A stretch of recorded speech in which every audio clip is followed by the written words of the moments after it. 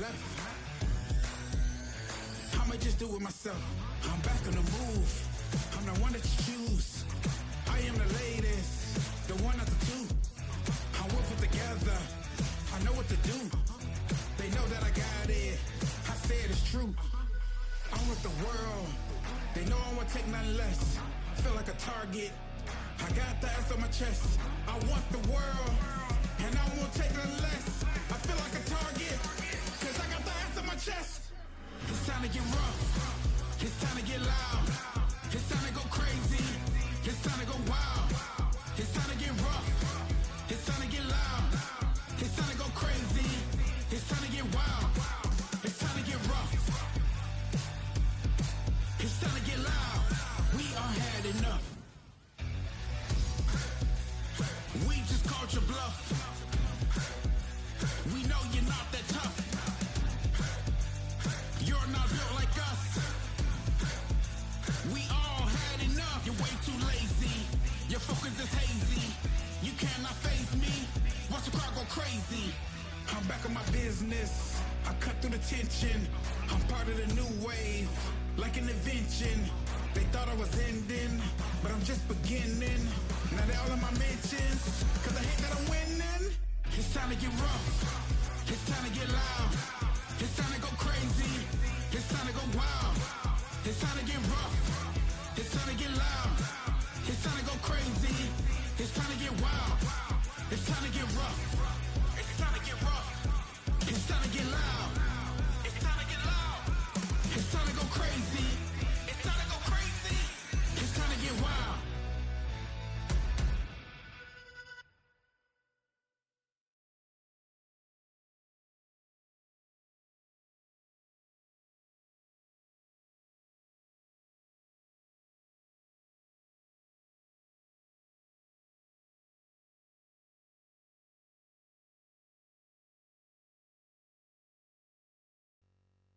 Congratulations, you finally made it to 4 p.m. You know what that means. Happy hour. It's time to kick back, relax, and dive into the world of sports with the Young and Norvelle Show. Whether you're catching up on the latest scores, analyzing the big plays, or gearing up for tonight's games, we've got you covered. So grab a cold one, settle in, and let's talk sports. Here they are, Patrick Young and Terry Norvelle. And here we go, kicking off a Hump Day edition, Wednesday. If you're watching, consuming this show anywhere in and around the Jacksonville, Duval area, well, you know, we got ourselves a good old-fashioned rainy day. Good old-fashioned cold, rainy day. Every once in a while, you need days like that. You just kind of throw the visor on and a little top coat, and off you go. I kind of enjoy rainy days every once in a while. Hi, everybody. Again, welcome to a Wednesday edition. Glad you're with us here. We do it 4 to 6 right here on the Young and Norvelle Show on Action Sports Jacks. A lot to get to. We hope to hear from Patrick Young. He, again, will be in studio tonight in Charlotte for his halftime duties. Obviously, a couple of SEC basketball games tonight. He will be in the studio analyzing at halftime of both of those games. And it's a good lineup. It is a really good lineup tonight. We'll talk some SEC basketball, of course. Nothing on the Jaguar front as I welcome Zach Rothrock to the show. Mr. Rothrock, how the heck are you? Seems like I hadn't seen you in like 5 days, 6 days. You know? Roughly, yeah. Because it's been about 5 days, right? Yeah, probably. 5 days. Nothing on the Jaguar general manager really countdown, I guess. They did interview at least one guy. I think they announced today. One of the 5 has been checked off. Probably another 1 or 2 going on this afternoon, this evening. And I don't think if you're doing 5, they're coming to you. You've got a few dollars to buy them an airline ticket. You can get this thing done in 2 days, right? 5 guys, 2 days. Yeah, I would hope so. I know that when we last talked about this on Friday, we kind of were under the impression that by the time we met again on Wednesday, that this would be taken care of. But I mean, it's definitely better to get the call and the hire done right than to rush it. But also, I mean, you want to get your guy in there and kind of have him ready before the combine gets going. Little double edge here. I'm with you. Yeah, I'm kind of with you. Don't rush it, guys. But I mean, you want to get a guy in here, and I mean, gosh, can't you?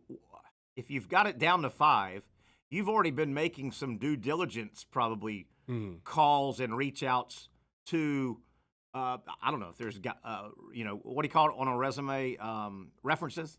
I don't know if you do it. I don't know if you at that level for this type of a job do you do it, but there's still some references you call. I don't care if you're Tony Baselli or Ethan Waugh. You go, hey, John Eric Sullivan. I just drug a name out, right? Hey man, we preliminary talked. He said he worked under Steve Smith. Let's call Steve Smith. Yeah, right. That should have already been done, right? A lot of that legwork.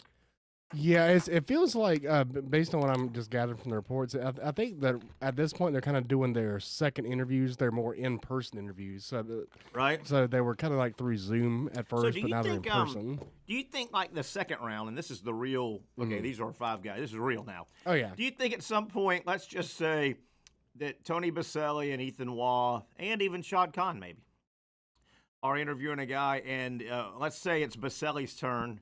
And does he go, if he's interviewing Zach Rothrock for the GM? Zach, could you tell us of time when you witnessed a coworker steal some company property? How did you handle some of those? You mean like embezzling $1 million off the top? Well, there are those. I guess you missed what I said. Maybe you haven't interviewed a lot over the years. There have always been those standard, just bogus, lazy HR question. Hello, Mr. Rothrock.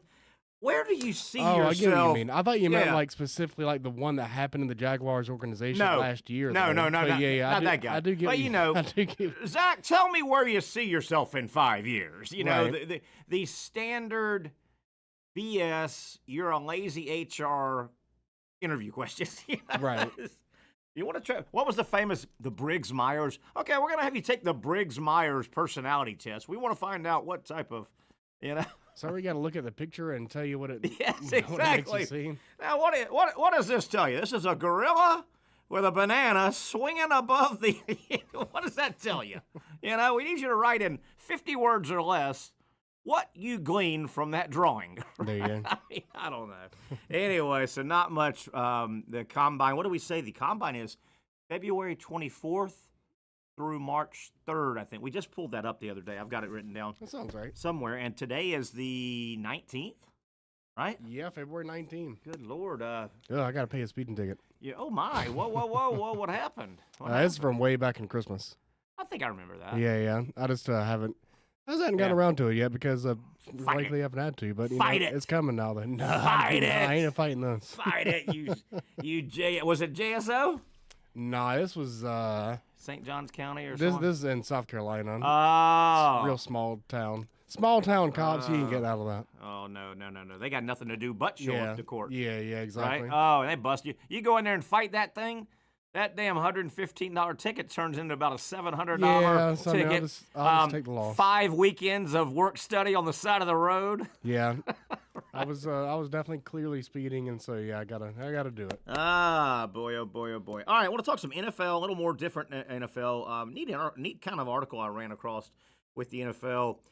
They are announcing more and more international games. They're trying to reach out. Sao Paulo, Brazil's going to get another one.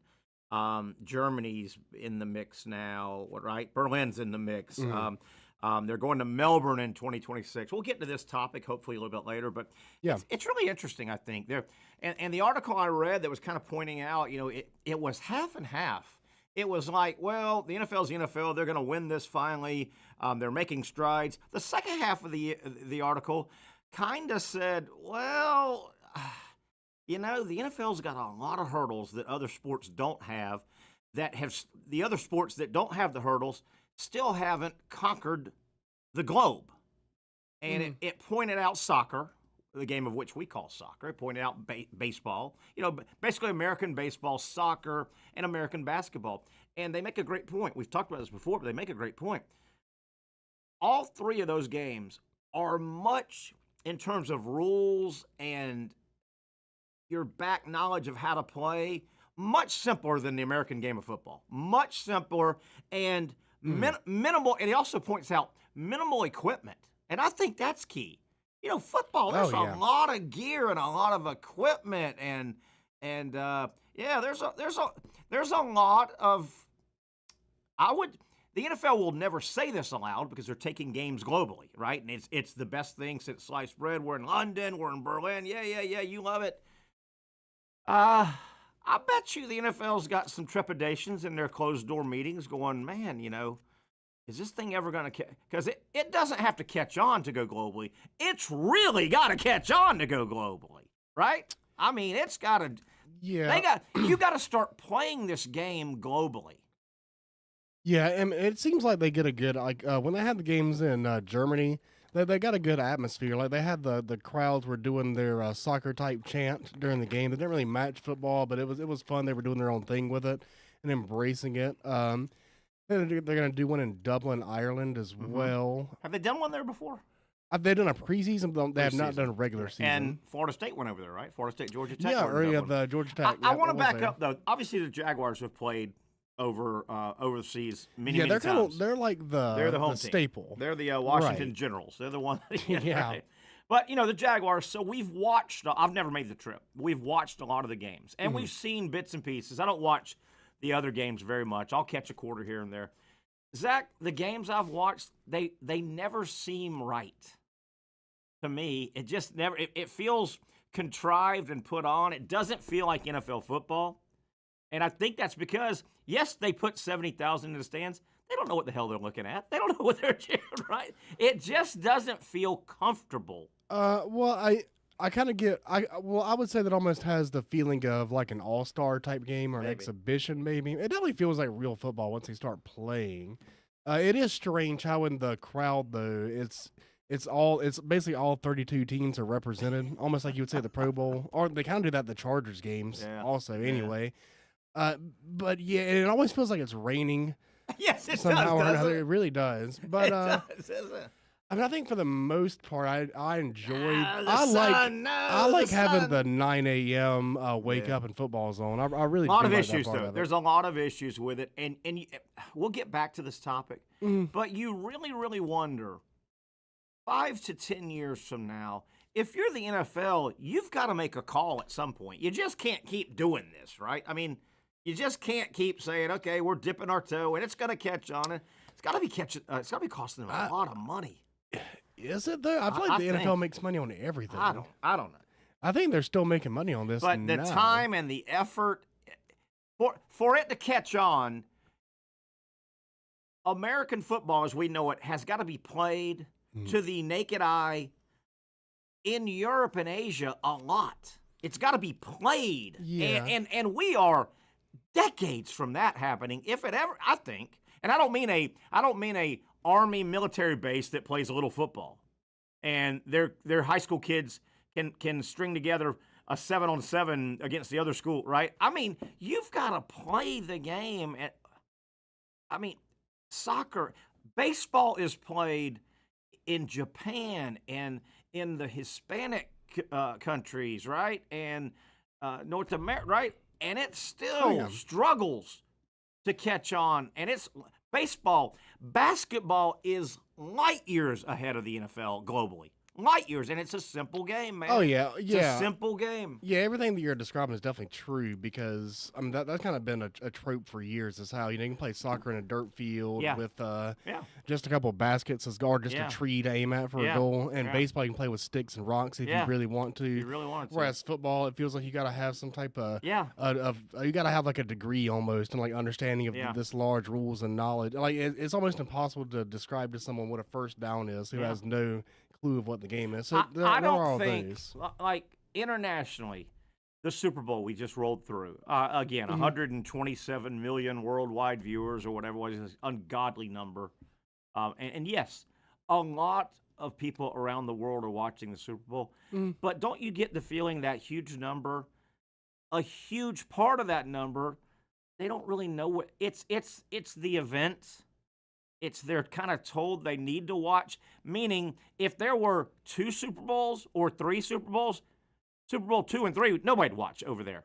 It's that one, we got to do that one special one. It's the American night. We watch this game. They tell us it's important. Yeah, I mean, you could almost say that for the American viewers, too. Of a large majority of the American audience to watch the Super Bowl, that's the one game a year they tune into. They don't know. They don't have any idea what's happening either.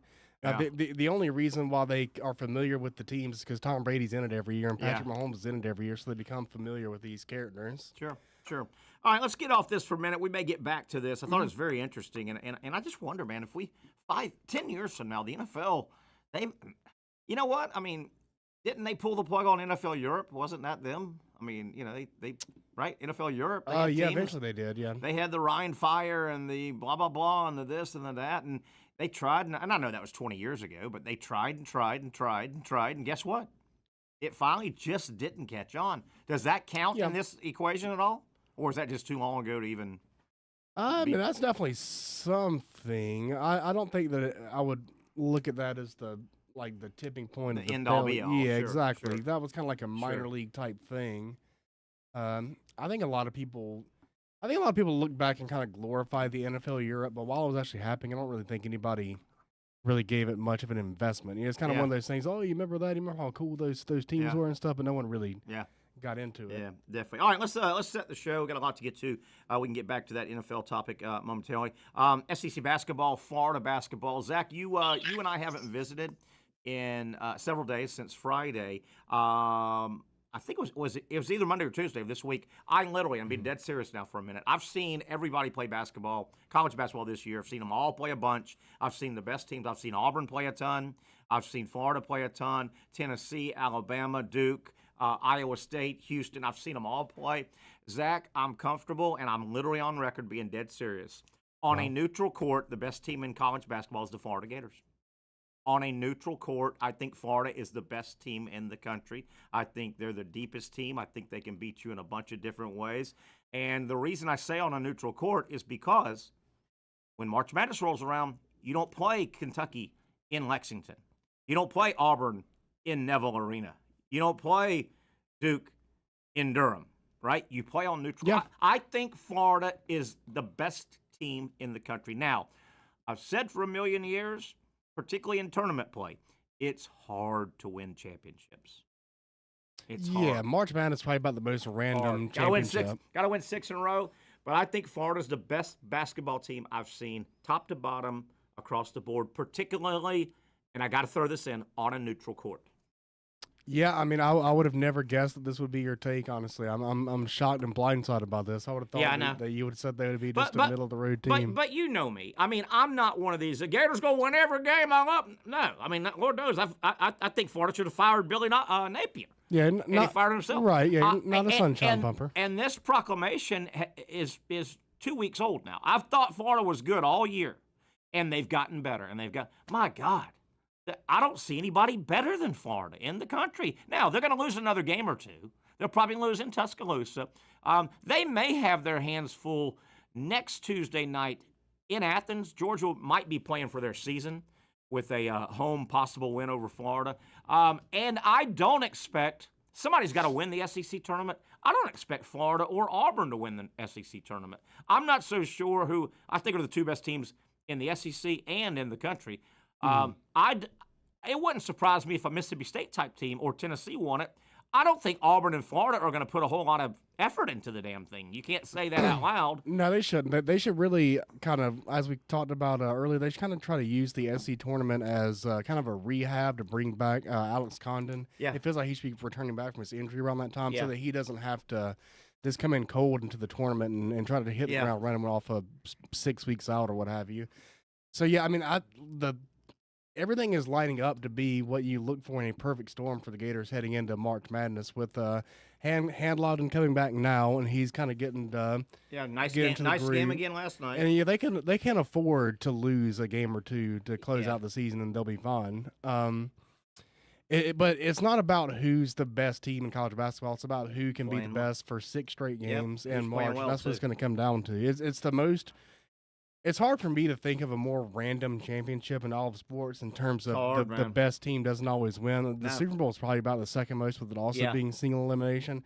But college basketball, with all the talents of all the teams being so close together across everything, it's going to come down to just who can make the shots on that night. Rough. The Gators have put themselves in position to have as good of a chance as anybody, though. And that's really all you can do. That's well said, man. And they have they've gotten better as the season goes on. A lot of times a good team's a good team, and they're good all year. They're really good all year, and they just kind of cruise through and beat me if you can. Here I am. Well, Florida's gotten better.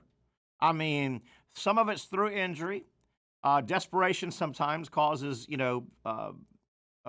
to find people. They've got the foreign kid now that's shooting the lights out. He can come off the bench.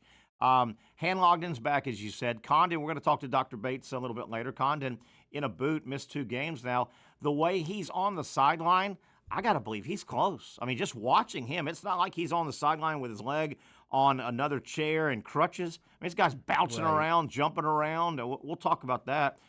Florida's playing good ball. And if things hold, if Florida, say, loses another 1 or 2 games and they get one of those 1 seeds, there's a very good chance. And I'm not saying Florida's certainly not scared of Auburn. They beat Auburn in Auburn, okay? They've beat Auburn in Auburn.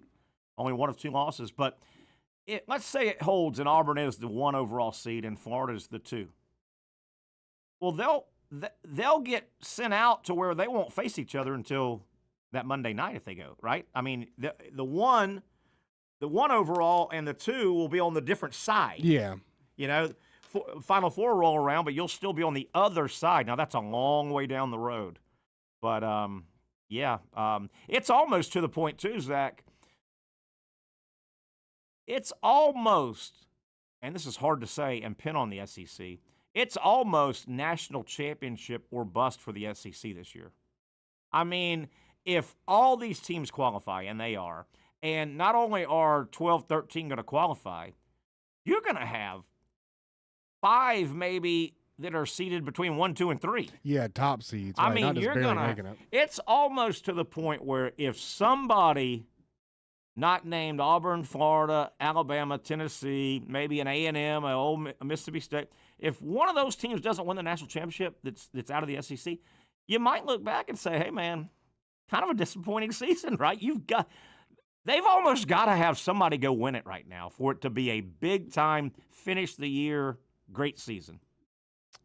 Yeah, and I mean, it could very easily turn out to where they play each other, cannibalize each other, or just try to just lose their own matchups anyway and don't make it. And they could. And if that happens, if that happened enough, if Florida knocked out Tennessee fairly early and Alabama knocked out A&M and somebody upset Auburn, I think we would see that and go, okay, well, they did cannibalize. But it's to the point now, and Zach, the reason I bring it up, your national basketball guys, your national guys, not just tied to the SEC, regional national, but national guys, the Jay Billises of the world. He's kind of one of the college ambassadors, right? Played at Duke. He's an ACC guy, but he's fair. Guys like him, Byron Metcalf, guys like that, these national guys, more than one of those guys has said now within the last 6 weeks, 2 months, this is going down as the greatest conference basketball season in history of basketball. Now, to finish it off, you need a national title. But, I mean, there have been some incredible years in the 60s and 70s and 80s out of the ACC where they had 2 or 3 really good teams. Nobody's gone this deep with quality teams. If the SEC wins the title this year, I think there is legitimate, probably it'll be understood, this was the greatest individual conference season in college basketball history. I think it's... Yeah, I mean, well, also there's 16 teams now, so it'd have been really hard back then. It helps. Right, that helps. Yeah, but also, I get what you're saying with that, but it seems like they should be able to figure out a way to go better than 500 in their conference games against each other. Yeah. With that being the case, but... Do people know what you're talking about? Was that Carl Ravitch? Yeah, I would hope so, yeah. We got that on last week. Carl Ravitch just kind of had a fart, right? Yeah, the SEC is only 82 and 82 against itself in conference play. Yeah, for people that don't know, real quick. So Ravitch is doing a game, or was he in the studio? I can't remember when he said it. It was live. They're doing a game, and they get talking about the strength of the SEC, he and whoever he's doing the game with, and they were saying, yeah, man, pre-conference, man, they ran roughshod, 14-2 SEC over the ACC, but now that conference play, so he kind of said, well, conference play started, the SEC, they've come back to the pack now. They're only about 500, like 82 and 82. Yeah, I mean, a real dominating conference would be able to go better than that. Of course. They would. Of course, you're going to have as many wins as you do in losses. Right. Right? Yeah, okay. yeah. Wasn't that great? Hey, And when we talked about it last week, Zach, and you weren't here, I don't think, I threw out as quick as anybody, hey, man, I've had more gaffes like that, man, on live whatever. It's easy to do. Yeah, that's about, the on-air talent, and I think the term talent is used very loosely in that world. They always need the producer to actually let them know that what they're saying makes any sense. Absolutely. And I don't know, did they have a graphic that followed it? I don't know if they had a graphic. I think it was one of those things that he just mentioned it like in passing, like as the guy was dribbling up the court. Yeah. And, the analyst is probably, elbowing him. He probably had writing it down. He probably had to think about it. It's probably one of those we had to think about it. Like, is that really as dumb as I think it is, or did he say it? Did I hear it? And sometime you can be the guy that hears that and almost be scared to call it out because you go, what you just said. Yeah, I would just agree with it. My God, am I? Yeah, just agree with it. Just keep rolling. There's no way. Because you would think to yourself, if I interject, what if I'm interpreting this wrong? What if I'm wrong? Yeah. Then you're the one. You got the egg on your face. Yeah. It's hard. It really. You got to be very confident to take a limb out there and be like, you're being very wrong about what you're saying. Yeah, definitely. We'll have Brent Beaird on. We think about 5:30 with some college football and basketball news and notes. Boy, a big meeting coming up. The SEC and Big Ten getting back together. They met quite a few months ago and basically started strong-arming themselves to becoming, and Brent will dive into it as well. That last meeting, the Big Ten and the SEC basically started strong-arming and saying, hey, college football, this is going to turn into the NFC and the AFC, and we are going to be it. We're going to run it. Those next rounds of meetings, they started controlling the money, which they should. They bring in the most and all. Those meetings are going on. Brent will catch us up on that. We'll get back. I want to dive back into the SEC. What a win for Florida. Just a methodical beatdown of Oklahoma. A couple of other interesting games that happened last night. Mississippi State, goodness gracious, the big game of the night. Mississippi State hosting a red-hot A&M team, and Mississippi State walked the dog with A&M. Tonight, 3 very important games in SEC basketball. There's more than 3, but 3 big ones. Vandy at Kentucky we'll talk about. Arkansas at Auburn, 9 o'clock. Keep an eye on that game. Arkansas, one probably big win away. And Alabama at Missouri. That's going to be a snake pit in Columbia. Watch those games. We'll talk about them and the ramifications for Florida. I mean, Florida got their win last night. Now, do they get some help tonight? They may get some help from Arkansas. They may get some help from Missouri. It's going to be a fun final 2.5 weeks in the SEC basketball race. All right, let's take a break. We'll have Dr. Aaron Bates a little bit later from Southeast Orthopedic Specialist. We'll talk about the Alex Condon low ankle sprain, how he thinks it should be responding 2 weeks or so in, and potentially a big injury in college basketball last night, 2 nights ago. Duke forward Malik Brown, separated shoulder, and it's pretty bad, they say. We'll talk about the healing time and the rehab for that as Duke tries to get healthy like everybody else getting into conference and March Madness play. All right, let's take a break. We'll come back. We're off and running on a hump day. The Young and Norvelle show continues after this on Action Sports Jax.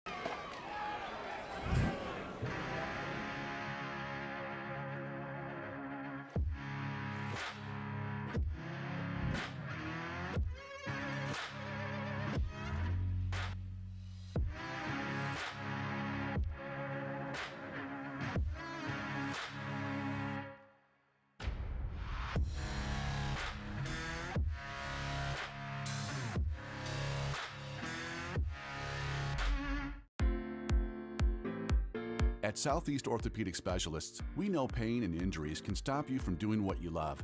This is why our board-certified orthopedic specialists offer the latest in both non-surgical and surgical treatment options and create a treatment plan tailored to your unique lifestyle and goals.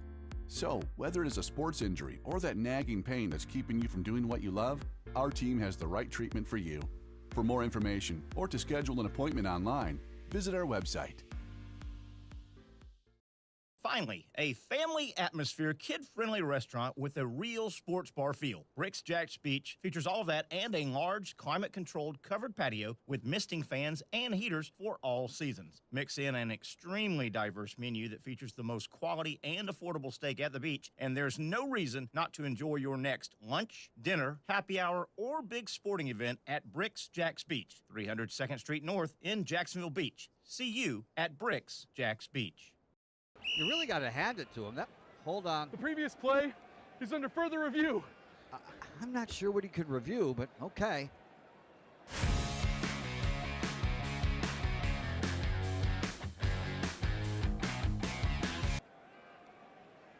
Sure has been a while. Dynamic Hurricane Grill and Wings for the football season. Well, there he is. Oh, what is that? The Action Sports Jax 24/7 network is streaming. I'm Stuart Weber, and I'm here to teach you a nice 3-step process on how you can watch all your favorite programming, from the Brent and Austin Show every weekday 10 a.m. to 1 p.m. or the Cup Date with me. It's fantastic. We talk NASCAR. It's a great time. Wednesdays at 1 o'clock. All right, first step, easy. Download the Action News Jax app. You probably already have it downloaded on your phone, so you might already have that one taken care of. Step 2, see that stack of pancakes up there? You click that stack of pancakes, and it's going to bring down step number 3, which is a full screen of all the different streams that you can click on, including the Action Sports Jax 24/7 stream. You click that, the video's rocking and rolling on your mobile device. You're watching all the shows you want to, and you're having a good time. You can also do it on your smart TV with the Action News Jax Now app. I do it on my Samsung TV at home. It's a great way to watch it on a nice, large screen for all the content. That's the Action Sports Jax 24/7 network. Hope you can find it. You trust CGC to make your water great, and now you can trust CGC with your plumbing needs as well. Fast, convenient scheduling, licensed and insured. A quick call away at 904-552-1242. You never know when you're going to have an issue with a shower, toilet, or maybe it's a sink that sometimes is easy to fix. All right, let's be honest. I'm not fixing anything.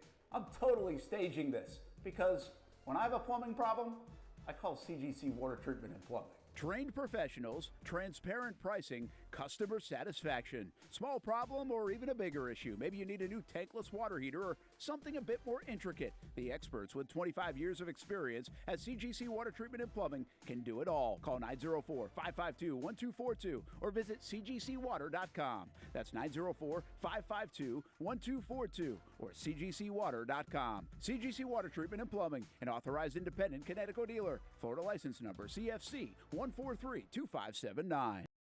All right, let's get back into this thing. Hopefully we'll hear from Patrick Young as well. We've got a little bit of NFL news to throw around. Eagles, Super Bowl champion Eagles, they have a new offense coordinator. Kevin Patullo gets named. You know, they were void of their OC, right, because Kellen Moore went to the Saints, right? He and his Super Bowl trophy went to the Saints. So the Eagles, the world champions, they have a new OC, Kevin Patullo. Did you see, Zach, the NFL salary cap? And I'm trying to figure out, does this matter at all? Because everybody has the same cap, right? The cap number. The salary cap, in theory, increases at least $22 million. That'll bump it up. I think it'll be somewhere in the $280 million range. I guess it does matter if the cap gets increased, but you have no money, right? That still hurts you, right? And it could help the other teams. Yeah, that sounds right. The salary cap to me is one of those things that I just don't. It feels like the Saints are all like they never have any salary yet. There's never any like repercussions for it. There's never any like they don't lose a draft pick. So I just don't really know. I don't know. You know, it does seem like some franchises are perpetually under the salary cap, and some franchises are perpetually over the salary cap. The Bengals can't afford it. The Bengals literally can't afford to pay their player. They can't get an indoor practice facility. So how are they expected to pay for T. Higgins and Chase and Burrow? So how about that? The NFL salary cap looks like it'll increase $22 million. I'm still curious, and Zach, we had it yesterday a little bit, and you were out. You just wonder what the NFLPA, the Players Association, is going to agree to the 18th game. They always do, and they will. What are they going to ask for in exchange? They're going to ask for something. And I don't necessarily think the answer is money, more money. I think these guys might value time. They all make money now, right? So we'll give you the 18th game, but you got to cut us all in an extra $2 million, whatever. That's the money side. I think these guys are going to ask for time. And when I say time, I think they go, hey, man, that's wonderful if you want us to play another game. But you know how we have to show up per the league bylaws in late May for 2 weeks and June, right? I think they're going to say, we want to be able to lay out longer, but they're going to ask for something. Yeah, I think definitely some type of off-season change of pace as far as what they got to do. But also, I think a second bye week is going to be something they should really, really fight for and not – that should be the bottom line. I think that comes with the game. I think so, too. I don't think that will be – without it, but, yeah, you got to. Yeah, I don't know who the player guy is, Torrey Vincent or whoever it is now. There's always I can look. I don't know, but I think that's understood that hey, owners – we're not using our push it in, what we're asking for. We're not using that on the 18th, the extra bye. No, that's understood, I think, right? That's not going to be the trade-off because all that does is eat up 2 more weeks of the players. Right. That eats up the 18th week game and another week of off. So they're going to say, no. That comes with the 18th game, right? Yeah. I'm sorry, I'm really confused because I looked up who the NFLPA, the head of it was, and it says a guy named Lloyd Howell, but they're showing Austin Eckler's picture, and I'm just Eckler. He's still playing. He's a big yeah. He's probably the players all have team reps like. Yeah, he's probably the leader of the team reps. Probably. But it literally had his picture under Lloyd Howell's name. I'm like, what? That's not him. I see. Lloyd Howell the third, was he the guy from Gilligan's Island? I don't think that was Thurston Howell the third, not Lloyd Howell. No, but I think Eckler is the, like every team has one rep that's the team rep for the Players Association. So he would be the commanders potentially. He's probably the head, and they probably the head of all of them. All the players. I can see him being that guy. He's a pretty vocal guy about the type of stuff. Yeah, because he's still playing, right? A little bit. Yeah, he was on the Commanders this past year. That's right. I was like their third guy in rotation. That's right. I thought it was interesting. Also, another topic, and we won't get deep into it. U.S. sports betting industry shatters marks in 2024. I don't think that's that big of a story because, Zach, with every day a new state comes in, well, these marks are going to get shattered over the next 4 or 5 years until it, right? It's exciting. What a time. I think it's the greatest thing that's happened to our country ever. What, gambling? Yes. Sport? Yeah. Damn sure best thing in sports. But, right, I mean, the way to look at this is not going to settle until 5 or 6 more years because all states, every year a new state or 3 comes in. So, of course, next year they're going to shatter it, and the next year. But the numbers are big, man. It's like $14 billion worth. Yeah, and then how could you be a non-legal state and then see that and then not want it for your own?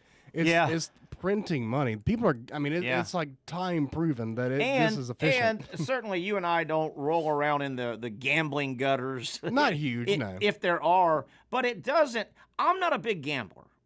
Like you, I don't think you're huge. I dabble. Not really. No, I just like to kind of have this for fun. Where I'm going is, since it's started to become pervasive in our state right here, right? And Hard Rock, I guess, is the only one, but they're about to change. We're going to get more. I don't feel like my state's gotten dirtier. No, not at all. But and that's one of the concerns is, well, gambling is going to bring an element. I wonder this too: Is the mafia against all this? I mean, has this put a crimp in the mafia's bookmaking? Potentially, probably. You would think, right? Potentially, probably, unless the mafia just evolved to become the government. Yeah, I don't know. Well, they are Hard Rock. They are Caesars. Yeah, right? Unless they just evolved. Yes, it's John Gotti Caesars Superdome. Welcome. Where $5 of every ticket goes to a parlay for you. They'll figure out a way to get their X% either way. Yeah, you would think. But, I'm not a gambler. There's got to be studies also that I don't know if it's the right type of fan, but gambling certainly has brought more fans.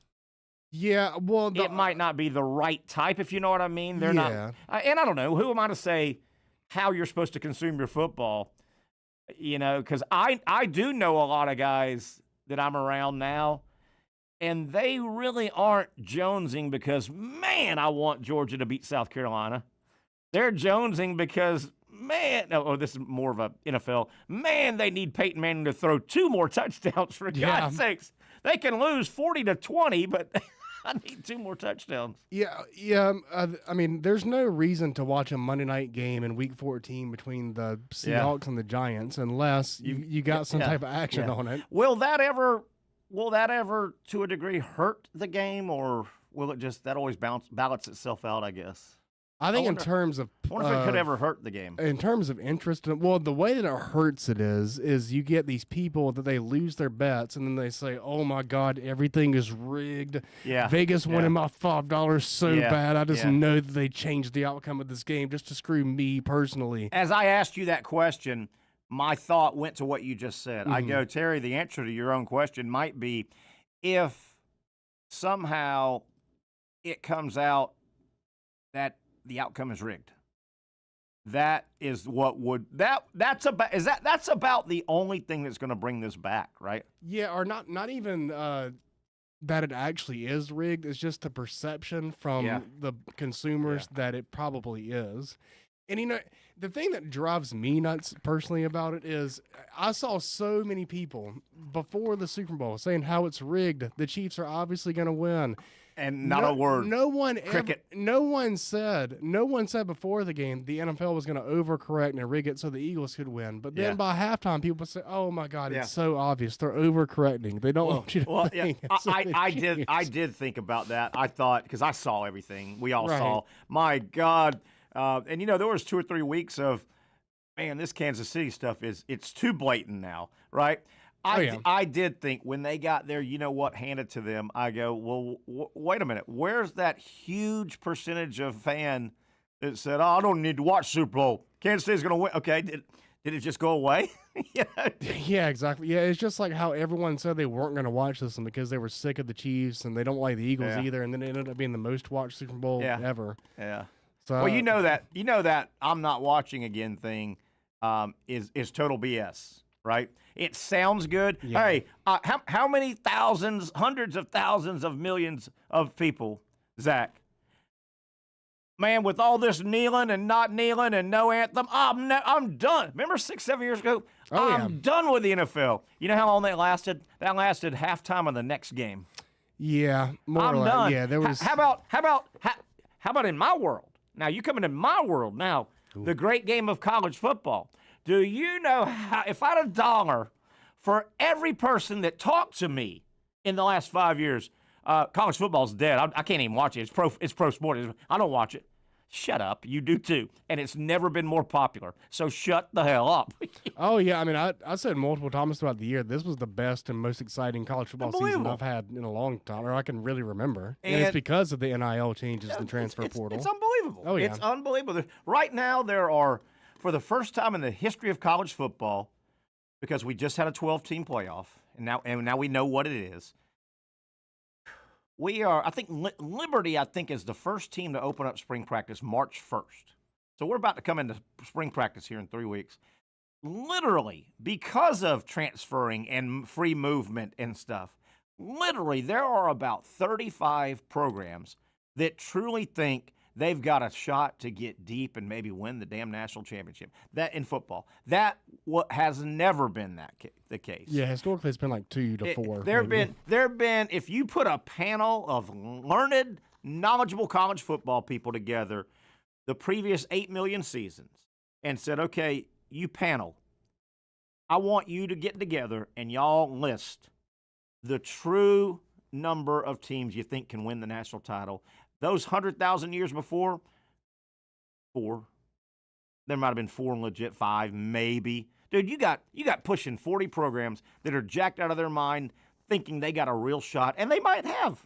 It's great for the game. Yep. Absolutely great for the game. I'm pretty sure about 6.6 million years ago, the Bedrock Brontosauruses went on like a 10-year run where they won 10 straight national championships. They were strong, man. Yeah. They were friggin' strong. They had a good line of scrimmage. They had a hell of a line of scrimmage. Oh, yeah, they controlled the trenches for they sure. They really did. I mean, they punched you in the mouth now. They blocked and tackled your ass is what they did. Yeah, they played. It was an old school brand. They really took the air out of the ball. Yes, I guess so. I'll tell you, that Fred Flintstone now, he was a first two-way player. You know, he's the first two-way player, right? Oh, I didn't know that. All right. Yeah, he was good. He was good. All right, we didn't get to our basketball. Let's take a break, come back, reset. I want to get to some basketball from last night and what's happening tonight. Boy, the Gators keep looking good every single night. If you're the Florida Gators, Zach, I wish the tournament was right now. I wish March Madness started tonight. Yeah, I'm going to strike while the iron's hot. Man, oh, man, oh, man. All right, we got a lot of stuff to get to. We'll talk to Dr. Aaron Bates at the top of the hour, hopefully get him to get deeper into the Alex Condon low ankle sprain. Man, just from my naked eye, and I'm not a trained doctor, obviously, it certainly looks like Condon, even with the boot on, he looks like he's not far away from playing. We'll talk about that and separated shoulders with Dr. Aaron Bates from Southeast Orthopedic Specialist. For those dealing with pain from a sports injury, arthritis, or spine condition, Southeast Orthopedic Specialists offers innovative new non-surgical options. Our regenerative medicine treatments, including platelet-rich plasma and other regenerative treatments, use your body's own restorative cells to aid in treating injuries. These procedures are performed in our offices and typically require minimal downtime. If you want to get back to doing what you love, our regenerative treatment options may be right for you. For more information or to schedule an appointment online, visit our website.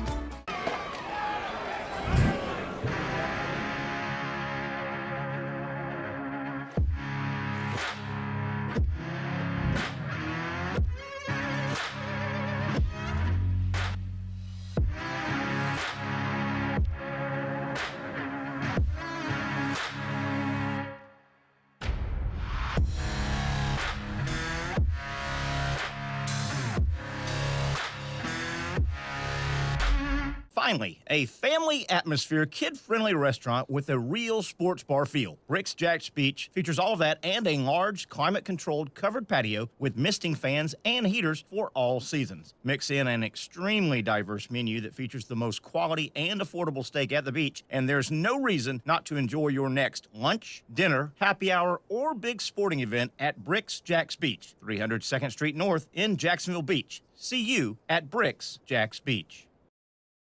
You really got to hand it to him. Hold on. The previous play is under further review.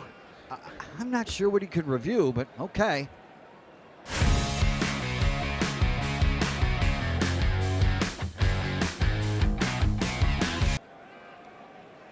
Sure has been a while. Dine in at Hurricane Grill and Wings for the football season. Well, there he is. Oh, what is that? Hey everyone, Olivia Tasley here from Action Sports Jacks to tell you all the different ways you can watch our new 24/7 network. 3 easy steps. You don't even need a pen and paper to write it down. Step number 1, download the app. Search Action News Jacks in your app store either on your phone or your smart TV. Then, once you're on the app, click on that little drop-down menu in the upper left-hand corner with the 3 little lines. That'll show you these options, and boom, right here, click Action Sports Jacks 24/7, and you will be brought to our continuous stream channel. That app can be accessed through all these different platforms, whether you have Roku, Fire TV, Smart TV, Apple TV, or Google TV. You can find our app. Now, if you don't have access to the app, don't worry. We still got you covered. We're across all social media platforms from Facebook, Instagram, X, YouTube, Twitch. We have a podcast channel. Plus, check out our short reels on our TikTok. Action Sports Jacks 24/7. It's on all the time and everywhere. It's a new logo, new branding. With Bold City Heating and Air, it's an old school approach. One of the few locally owned and operated air conditioning businesses left in Jacksonville. It's hot, Florida in the summer. You can't do much to avoid it, but you can keep cool with Bold City Heating and Air. It's every customer counts kind of service, from when these trucks have pulled up to my home over the last couple of years and when they pull into your driveway as well. From communication to pricing to the actual service, everyone at Bold City Heating and Air cares about you. You know who is coming to your house. You know they will be well trained, and they will respect your home. Air conditioning convenience at BoldCityAC.com. Stay cool while it gets hot. Bold City Heating and Air can help. Don't get caught sweating all summer. BoldCityAC.com, and they have financing to help. New systems starting at $110 a month and $50 off any repairs. Stay safe, stay comfortable with Bold City Heating and Air at BoldCityAC.com. Homegrown in your hometown. All right, Terry Norvelle kicking it here on a hump day. Kind of a rainy in our area. I don't know where you're consuming the show from, watching and or listening in both, but rainy, cold day. Zach, got a couple more cold days coming, right? We're not out of the woods yet. No, yeah, I imagine there's still some more wintry stuff. I think the groundhog didn't see a shadow, which meant more winter. I don't. Either way, he saw the more winter option. Yeah, and it looks like he's right. Yeah. Right? Yeah. Smart groundhog. All right, we got basketball to get into. We've got Dr. Bates, Brent Beaird coming up in the second hour. Got to get to this story, though, man. So, Zach, sometimes you just shake your head at mankind and us humans. So I think this was over the weekend. There's a run, just a standard, sounds like, a community run in Scotland. So we take it over to Scotland. It's a 10K. And a 10K, Zach, for me to do the math, 6.2 miles. Okay? 10K is 6.2 miles. The river run, 15K, that's 9.3, right? So that's a 6-mile run we're dealing with. Everything's fine. 150 people, that's a decent-sized, group of runners. And they've got their bibs on. I'm kind of looking at some photos and stuff. So they take off, right? And that's a good run. 10K, that's 6.2 miles, Zach. I mean, okay, a little conversion. That's a pretty good run there over in Scotland. So everything's going good. And I don't think they've caught this guy yet, but some Weisenheimer, Zach. Some Weisenheimer, and I don't really know why. Don't think they've caught him. Some guy decides at the 9K, right? Pretty much close to the end of the race. Not the 10K mark, which would end the race. At the 9K mark, this guy, and I don't know if he stashed a uniform in the woods. I don't know if he was part of the race. I don't know if he was just... This guy changes into the uniform that makes him look like a on-track marshal. There's people out there that help with water and help with directions. Yeah. Supposedly, he took the arrow down, showing him kind of a cross-country, 10K run.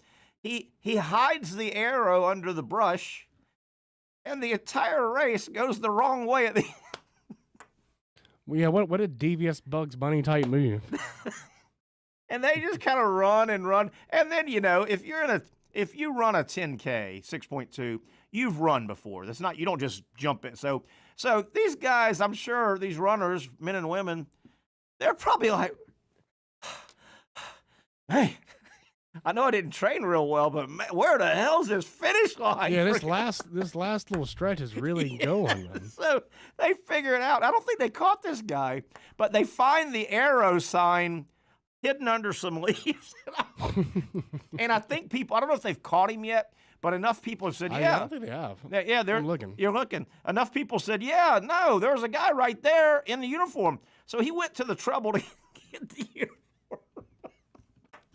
What do you think his beef was, man? I think some men just like to watch the world burn. Yeah. And I mean, I can somewhat relate to that a little bit. Yeah. So I get it. Makes it better. Hopefully he's a big fat guy.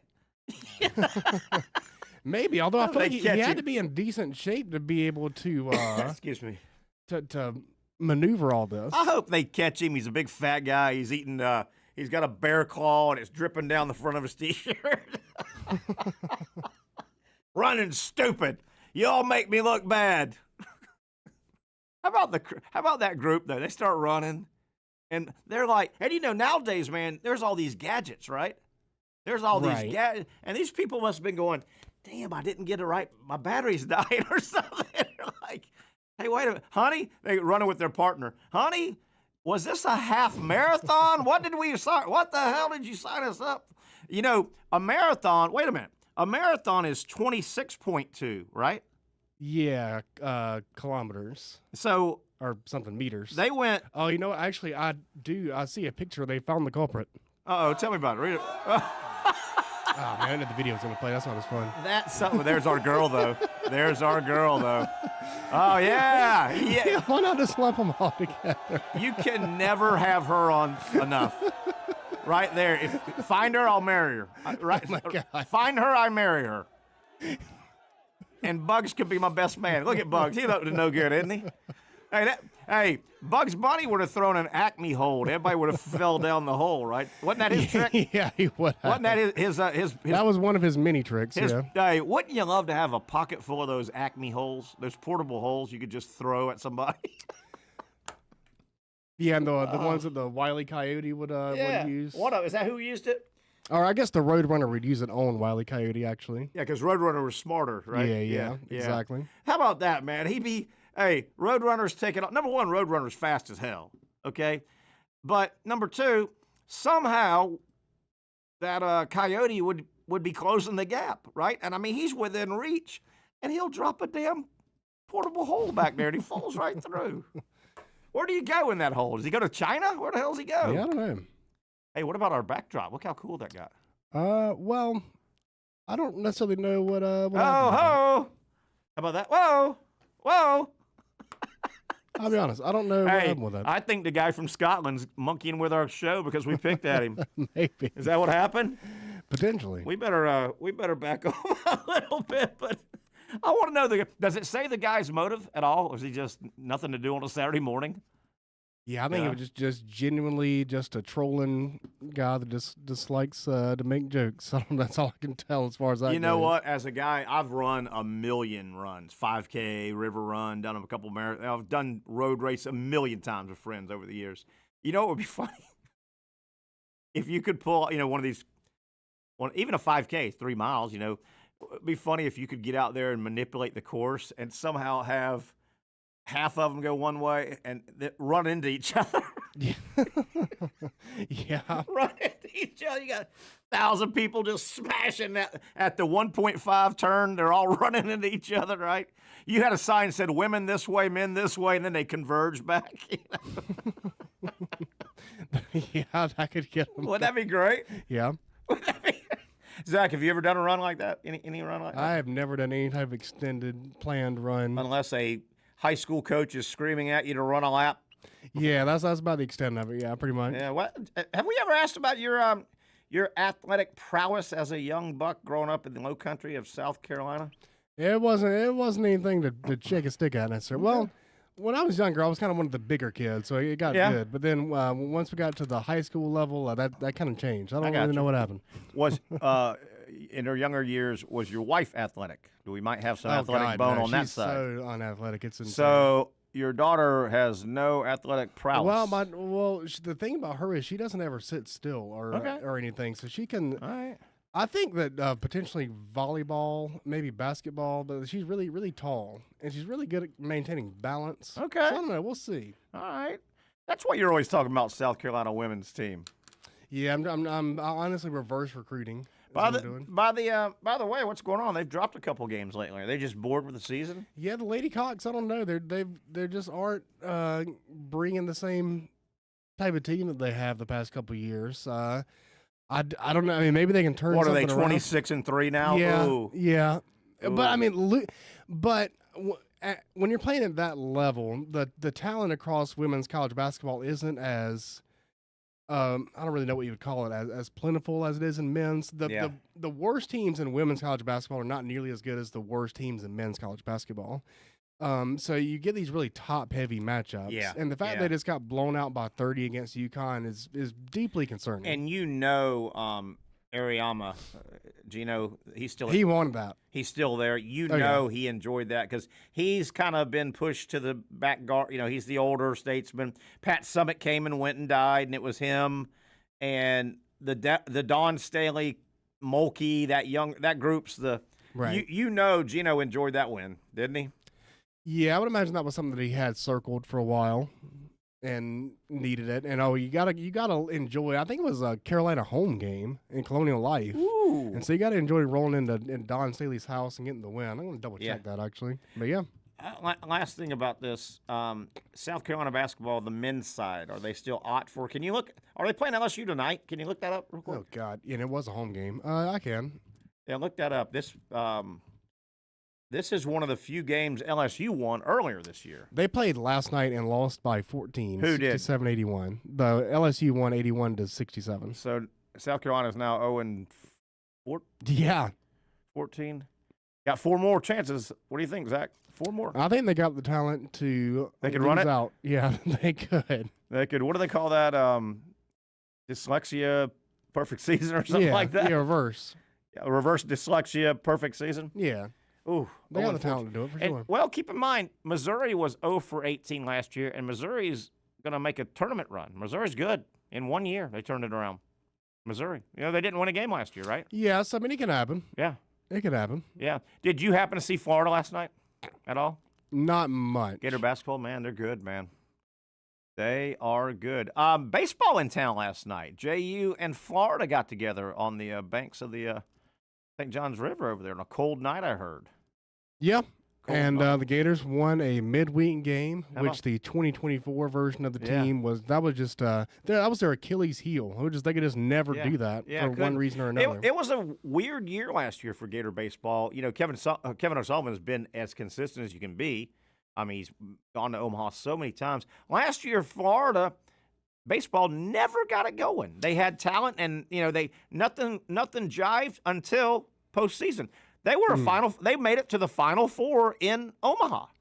Yeah, I don't think that heading into last year, I don't think that people really realized what they were losing in Wyatt Langford. Yeah, Wyatt Langford was such a cog for their team, and because they still had Caglione. Yeah, and so you think, we still got Cag, so we still got our guy. But no, Wyatt Langford was he was a legitimate all-star for a team that had just won the World Series. What about that swing he has? He's pure. And I always say this, and I say this because I've seen this guy in person, in addition to on television a lot.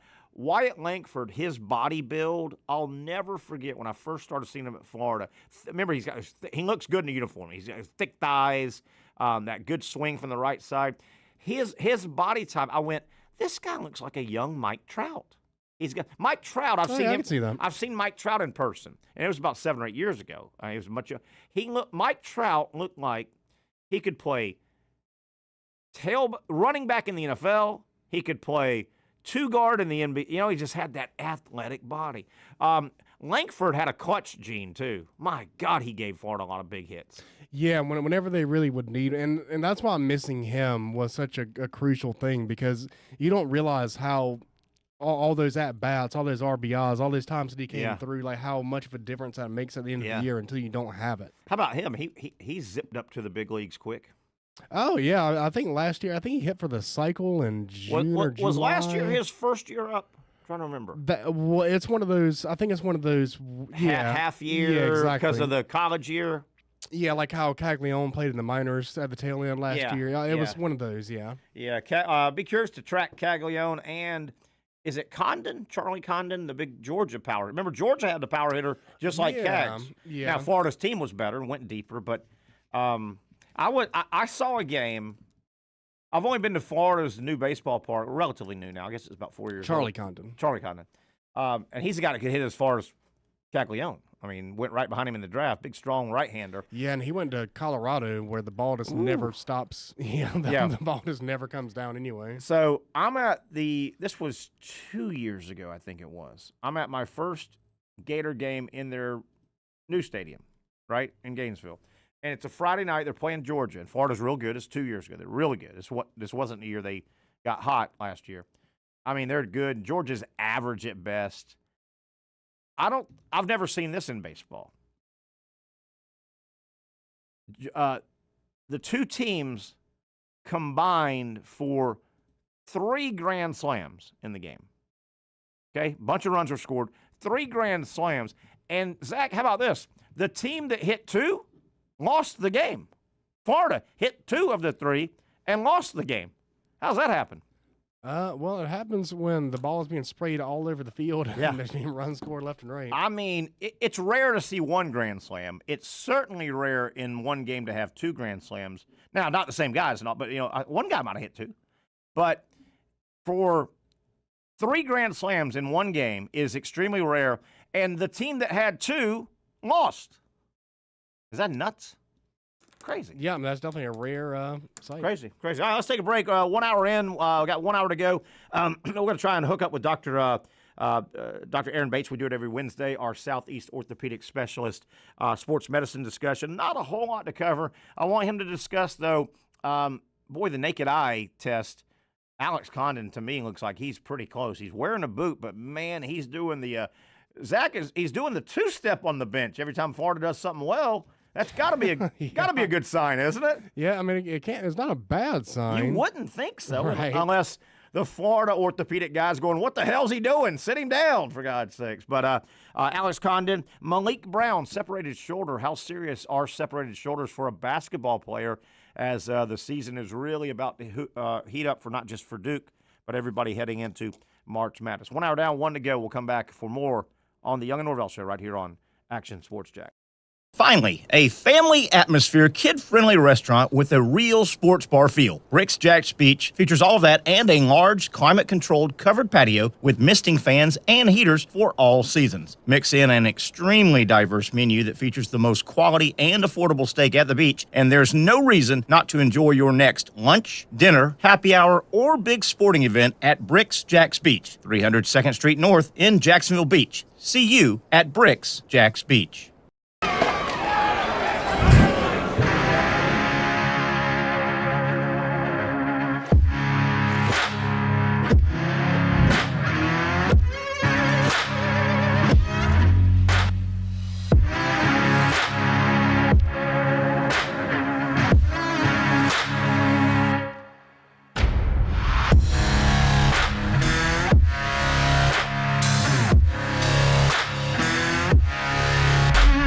For over 20 years, Southeast Orthopedic Specialists has been providing the highest level of orthopedic and spine care to patients throughout Northeast Florida. Now, we're making that same great care even more convenient with Southeast Orthopedic Specialists Direct, a walk-in clinic where you can be seen for pain or injuries with no appointment needed. Staffed by orthopedic physicians and specialists, we offer everything from diagnosis and treatment to imaging and bracing, all with no appointment needed. For more information, hours, and locations, visit our website. You really got to hand it to him. Hold on. The previous play is under further review. I'm not sure what he could review, but okay.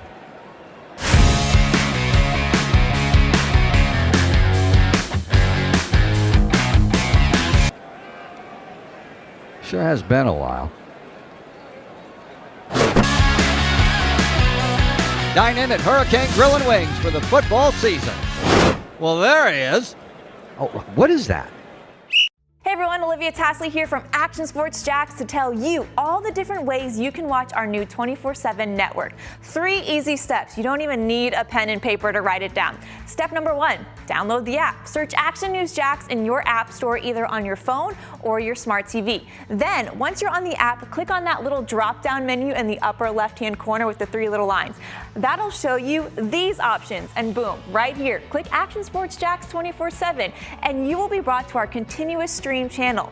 That app can be accessed through all these different platforms, whether you have Roku, Fire TV, Smart TV, Apple TV, or Google TV. You can find our app. Now, if you don't have access to the app, don't worry, we still got you covered. We're across all social media platforms from Facebook, Instagram, X, YouTube, Twitch. We have a podcast channel. Plus, check out our short reels on our TikTok. Action Sports Jacks 24/7. It's on all the time and everywhere. Summertime means sizzling sales at Nimnick Buick GMC. The #1 Buick GMC dealer in Jacksonville has lots of inventory to choose from with their best price guarantee. Nimnick never charges above MSRP. You can save up to $10,000 off select new GMC Sierras or get rates as low as 1.9%. You know, I'm a truck guy. GMC Sierra, my trim level is an SLT. This one's an Elevation. Pretty good looking color as well. So here at Nimnick Buick GMC, you have a lot to pick from. My father-in-law, he drives this, an Enclave, so I feel like that GMC in the family. 2025 is coming around the corner, which means it's almost time to close out those 2024s this summer. You can schedule a test drive at NimnickBuickGMC.com, and while you're there, check your trade value and customize your payment options. Nimnick is there for you, even on Sundays. Visit the showroom on Phillips Highway or shop online at NimnickBuickGMC.com. Nimnick, your friends in the car business since 1941. GMC, we are professional grade. Okay, let's get it on here on a Wednesday. Glad you're with us here. We do it if you're just tuning in, just one of our new viewers. Well, #1, welcome. I'm Terry Norvelle. Patrick Young is with us. Hence the name, the Young and Norvelle Show. Patrick, this time of year, stays very busy on a plane on Tuesdays and Wednesdays. He is in Charlotte this evening. He's been there since yesterday. Tuesdays and Wednesdays, Patrick is part of the SEC Now basketball analyst crew that breaks down the games at halftime. So there'll be a couple games tonight. Pat was there last night. He'll join us when he can. He was with us about an hour yesterday. So there you have it. Glad you're with us if you're new. Zach Rothrock producing. We're in studio today. Tomorrow we'll be down in Neptune Beach at Sliders Oyster Bar. Hope to hear from Dr. I don't know if we have Dr. Bates on. We do? Yeah, we do have Dr. Bates on. Good. Time to talk some sports medicine with Dr. Bates. We do it every Wednesday. He, of course, a tremendous orthopedic surgeon with Southeast Orthopedic Specialist. Dr. Bates, welcome, my friend. Welcome. Kind of a rainy day out there, man. Be careful out there. Oh. Zach, we missed him? See if Zach can get that audio up. Hold on, Doc. We always have that audio trouble. I don't know what happens. There we go. I hear something better. Can you hear me there? Yo, man, you sound good there, man. Go. Sound good. You look good. How's your rehab coming along with your wing? Doing well. Getting better every week. Are you a good operating. patient? It's been good. You a good patient or a bad patient? I always ask you that. I'm an excellent patient. According to? According to me, of course. Okay. All right. Doc, I'm not a medical trained guy at all, just the naked eye. Alex Condon has missed his second straight game with that low ankle sprain. He is in a boot. He is at the end of the bench. Last night, Florida had a big win. Doc, the naked eye, I mean, he's got a boot on. He's down there with the players that are not playing or not dressed, but he's on the bench, and he's doing everything short of the Texas two-step. He's cheering, he's jumping, Doc, the naked eye, that looks good to me. Am I reading too much into this? He does have a boot on, though. Yeah, I mean, it looks good, but the boot kind of stabilizes it pretty well. So you can do a lot of things in a boot that you wouldn't be able to do just without a boot, with a naked ankle and a shoe. And so you don't really know. You're really kind of waiting on what he can do laterally and jumping and landing and all of that.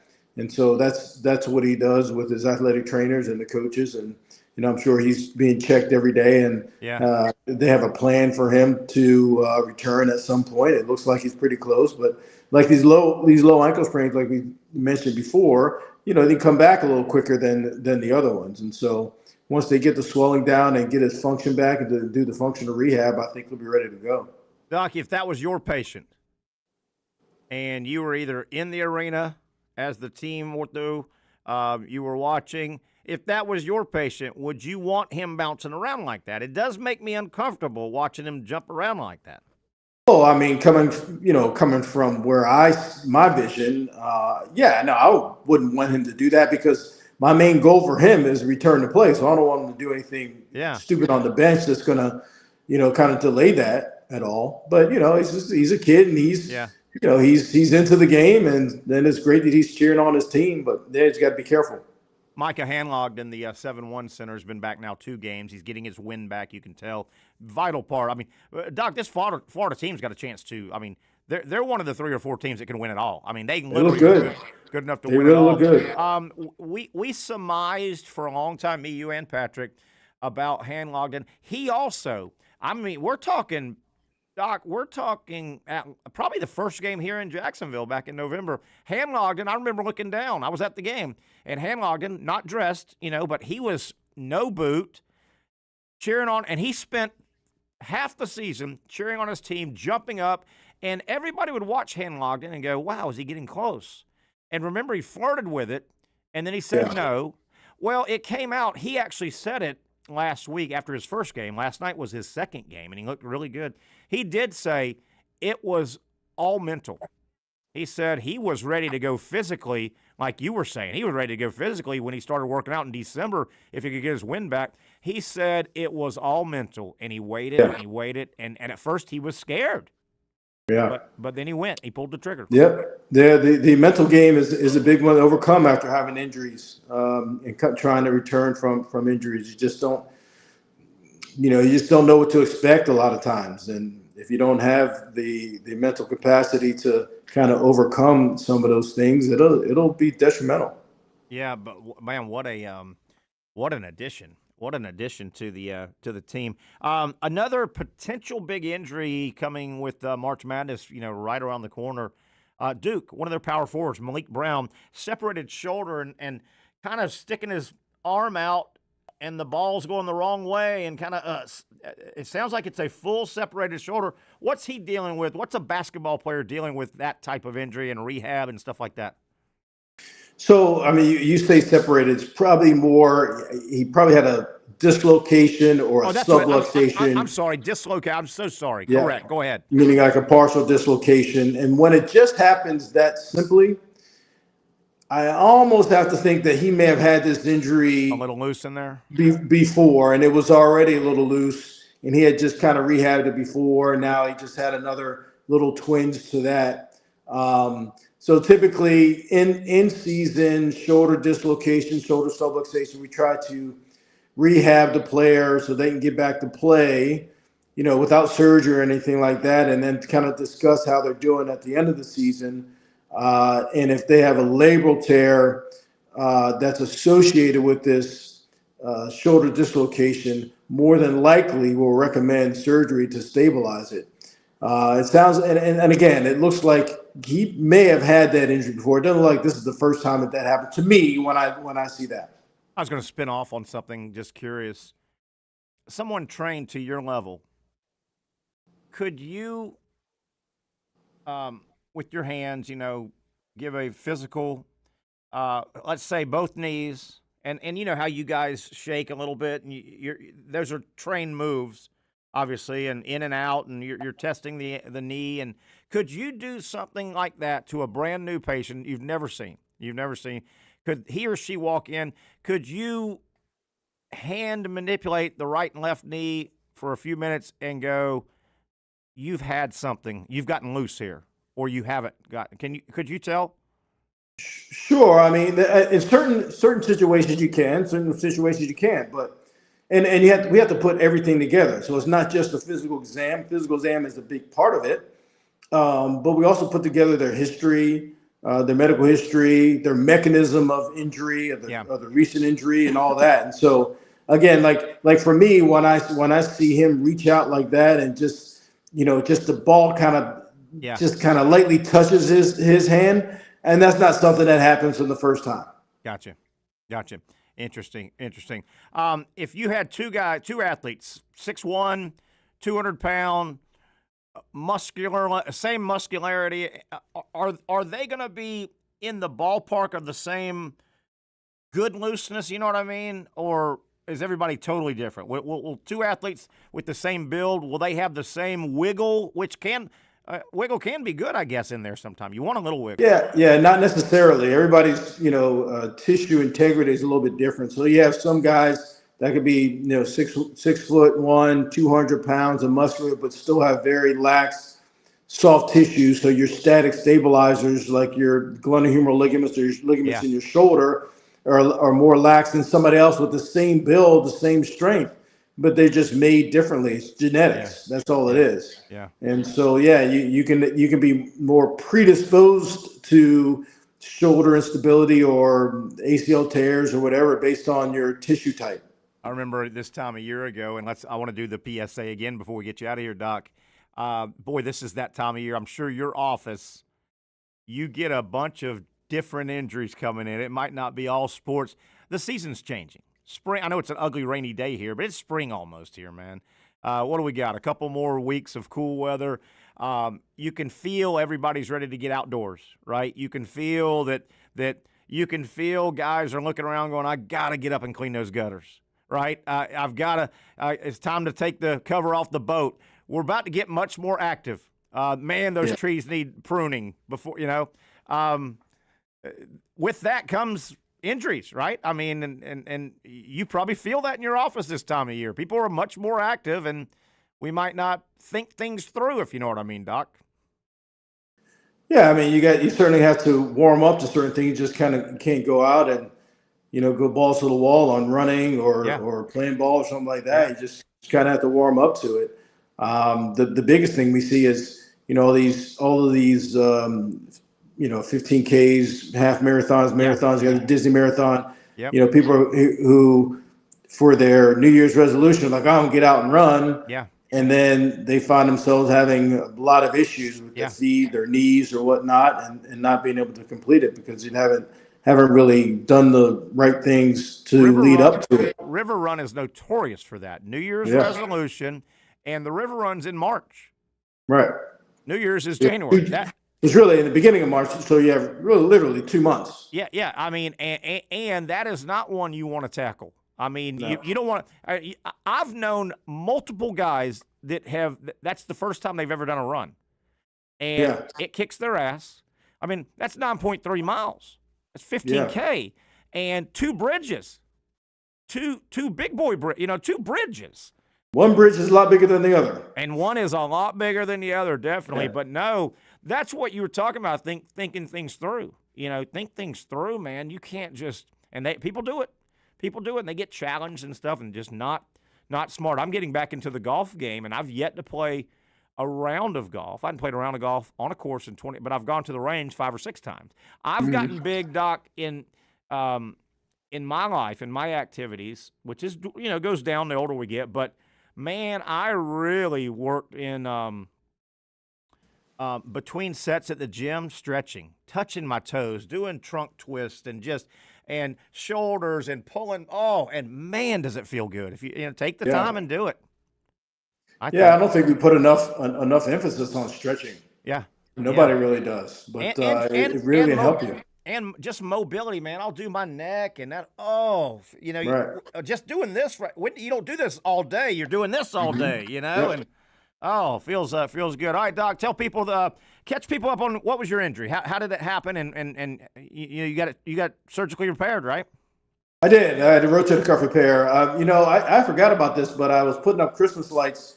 There you go. In 2007, so we're talking about a long time ago, and fell off the roof onto the driveway, and I didn't feel it then. But then I had another couple, falls, snowboarding and playing basketball, pickup basketball, and then just working out over time. Yeah. I think it just kind of wore out, and it got weaker over time, and the tear just kept getting larger. So had to bite the bullet and get it done. What is I'll let you go on this, Doc. Rotator cuff tear. They had to go in there and fix it. I hear that a lot. That's fairly common. What pain is that? Is that a dull pain? Is that a shooting pin pain? Is that somebody's taking an axe to my shoulder? What kind of pain is in there? The biggest thing that we hear, and not just with rotator cuff injuries, but the biggest thing and the problem I had is sleeping. A hard time sleeping on. You have a dull pain sleeping on that side. You can't get comfortable and all that. But then just with certain activities, you have a hard time, lifting and stuff like that because you have weakness. Yeah, so you can't shoot a basketball, you can't, get a rebound or anything like that. It can be frustrating. That reminds me, that dull pain that killed my sleeping was when I had that sciatica for the first and only time ever 4 or 5 months ago. Oh my God, Doc could not find a spot.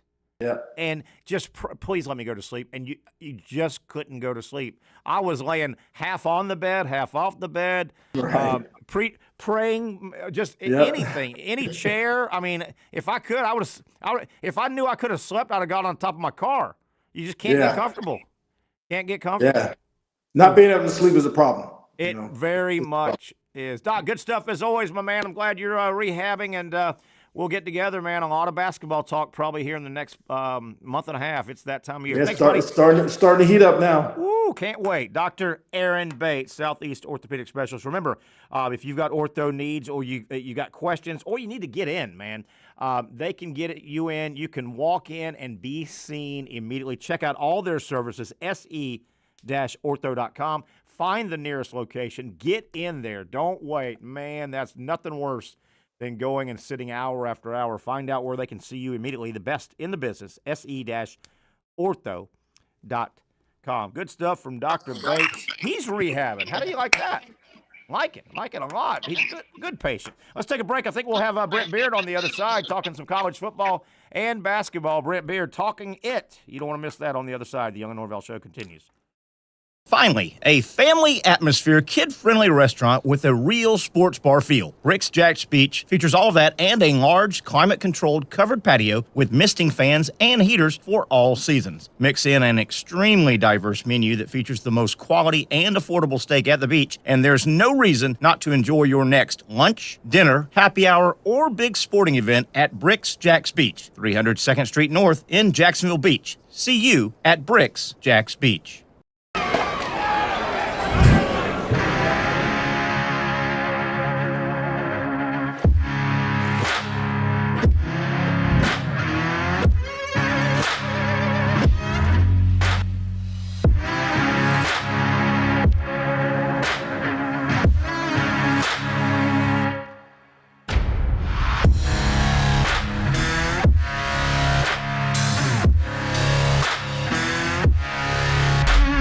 For over 20 years, Southeast Orthopedic Specialists has been providing the highest level of orthopedic and spine care to patients throughout Northeast Florida. Now, we're making that same great care even more convenient with Southeast Orthopedic Specialists Direct, a walk-in clinic where you can be seen for pain or injuries with no appointment needed. Staffed by orthopedic physicians and specialists, we offer everything from diagnosis and treatment to imaging and bracing, all with no appointment needed. For more information, hours, and locations, visit our website. You really got to hand it to him. Hold on. The previous play is under further review. I'm not sure what he could review, but okay.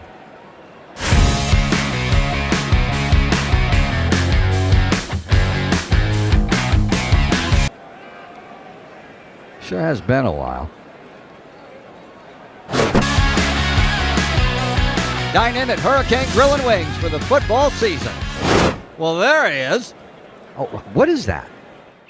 Hey everyone, Olivia Tasley here from Action Sports Jacks to tell you all the different ways you can watch our new 24/7 network. 3 easy steps. You don't even need a pen and paper to write it down. Step number 1, download the app. Search Action News Jacks in your app store either on your phone or your smart TV. Then, once you're on the app, click on that little drop-down menu in the upper left-hand corner with the 3 little lines. That'll show you these options, and boom, right here, click Action Sports Jacks 24/7, and you will be brought to our continuous stream channel. That app can be accessed through all these different platforms, whether you have Roku, Fire TV, Smart TV, Apple TV, or Google TV. You can find our app. Now, if you don't have access to the app, don't worry, we still got you covered. We're across all social media platforms from Facebook, Instagram, X, YouTube, Twitch. We have a podcast channel. Plus, check out our short reels on our TikTok. Action Sports Jacks 24/7. It's on all the time and everywhere. Summertime means sizzling sales at Nimnick Buick GMC. The #1 Buick GMC dealer in Jacksonville has lots of inventory to choose from with their best price guarantee. Nimnick never charges above MSRP. You can save up to $10,000 off select new GMC Sierras or get rates as low as 1.9%. You know, I'm a truck guy. GMC Sierra, my trim level is an SLT. This one's an Elevation. Pretty good looking color as well. So here at Nimnick Buick GMC, you have a lot to pick from. My father-in-law, he drives this, an Enclave, so I feel like that GMC in the family. 2025 is coming around the corner, which means it's almost time to close out those 2024s this summer. You can schedule a test drive at NimnickBuickGMC.com, and while you're there, check your trade value and customize your payment options. Nimnick is there for you, even on Sundays. Visit the showroom on Phillips Highway or shop online at NimnickBuickGMC.com. Nimnick, your friends in the car business since 1941. GMC, we are professional grade. All right, let's get back into it here on a fast-moving Wednesday edition. The Young and Norvelle Show. Terry Norvelle here. We'll get back together 4 to 6 tomorrow. We'll be down in Neptune Beach at Sliders Oyster Bar. Hope you can catch us down there. Or, as always, follow our show. I think we're going to hook up with Brent Beaird. I hear somebody stirring around. Might be Brent. Brent going once? No, not yet?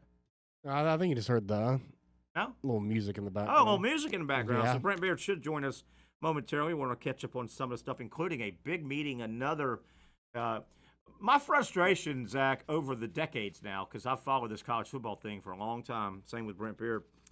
My frustration is, my goodness, these committees trying to run college football, and I get it is a complicated big money thing. My God, they'll drop a meeting on your ass in a heartbeat. They will meet on top of a meet, and they'll talk about it. Oh, do they meet? Oh, boy, do they meet. But I think we're heading in the right direction. The great game of college football, we are in a bit of a guinea pig period right now. And I say that with the NIL and the portal. We're in a bit of a guinea pig because until the players officially become employees and there's a relationship between the owners, which will be the universities, right? They will be the owners, and then the NFLPA, the Players Association, will be the players. And then you'll have a negotiation, and you'll have – until we get there, it's still going to be a little bit bumpy.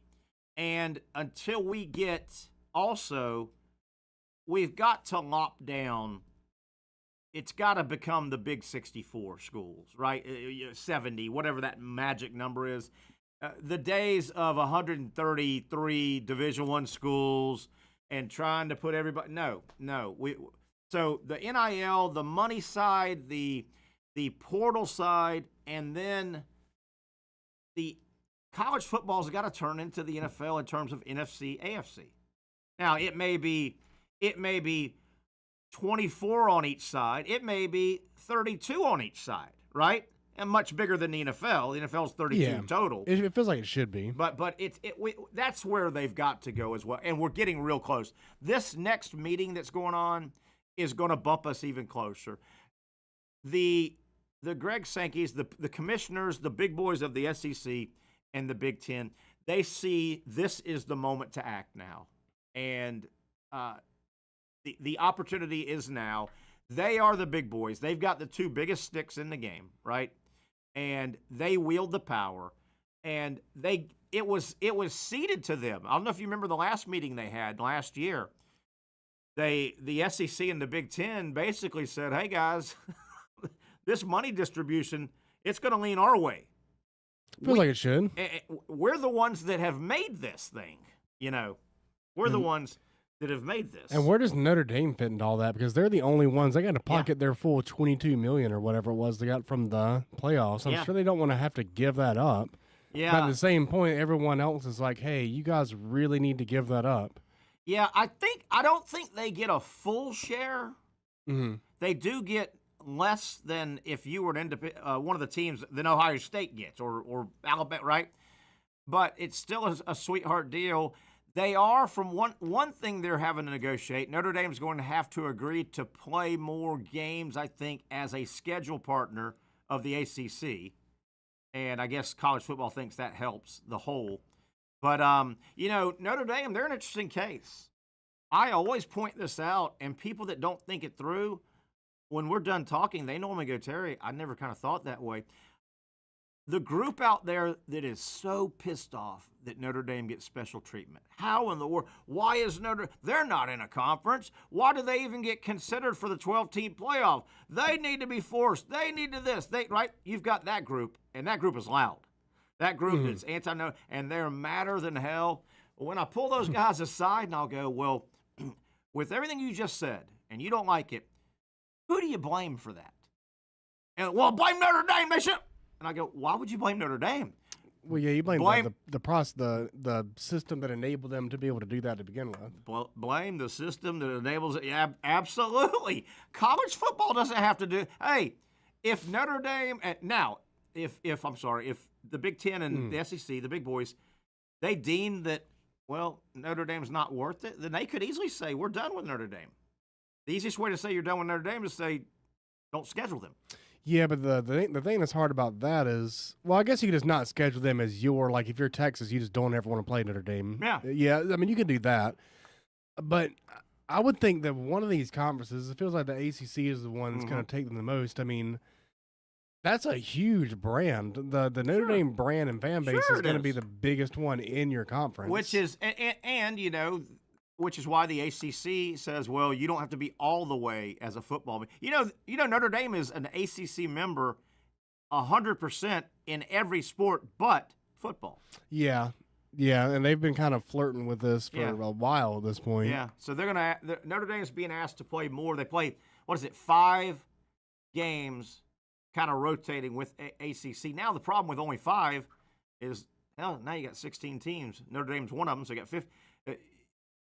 5 at a time, you don't get around each other for a long time, So and you're never actually competing for that title either. You're just kind of an arbitrary. And and that's the other thing, a lot of people are saying, well, that's so unfair. Notre Dame, what if they played in the ACC championship game, lost?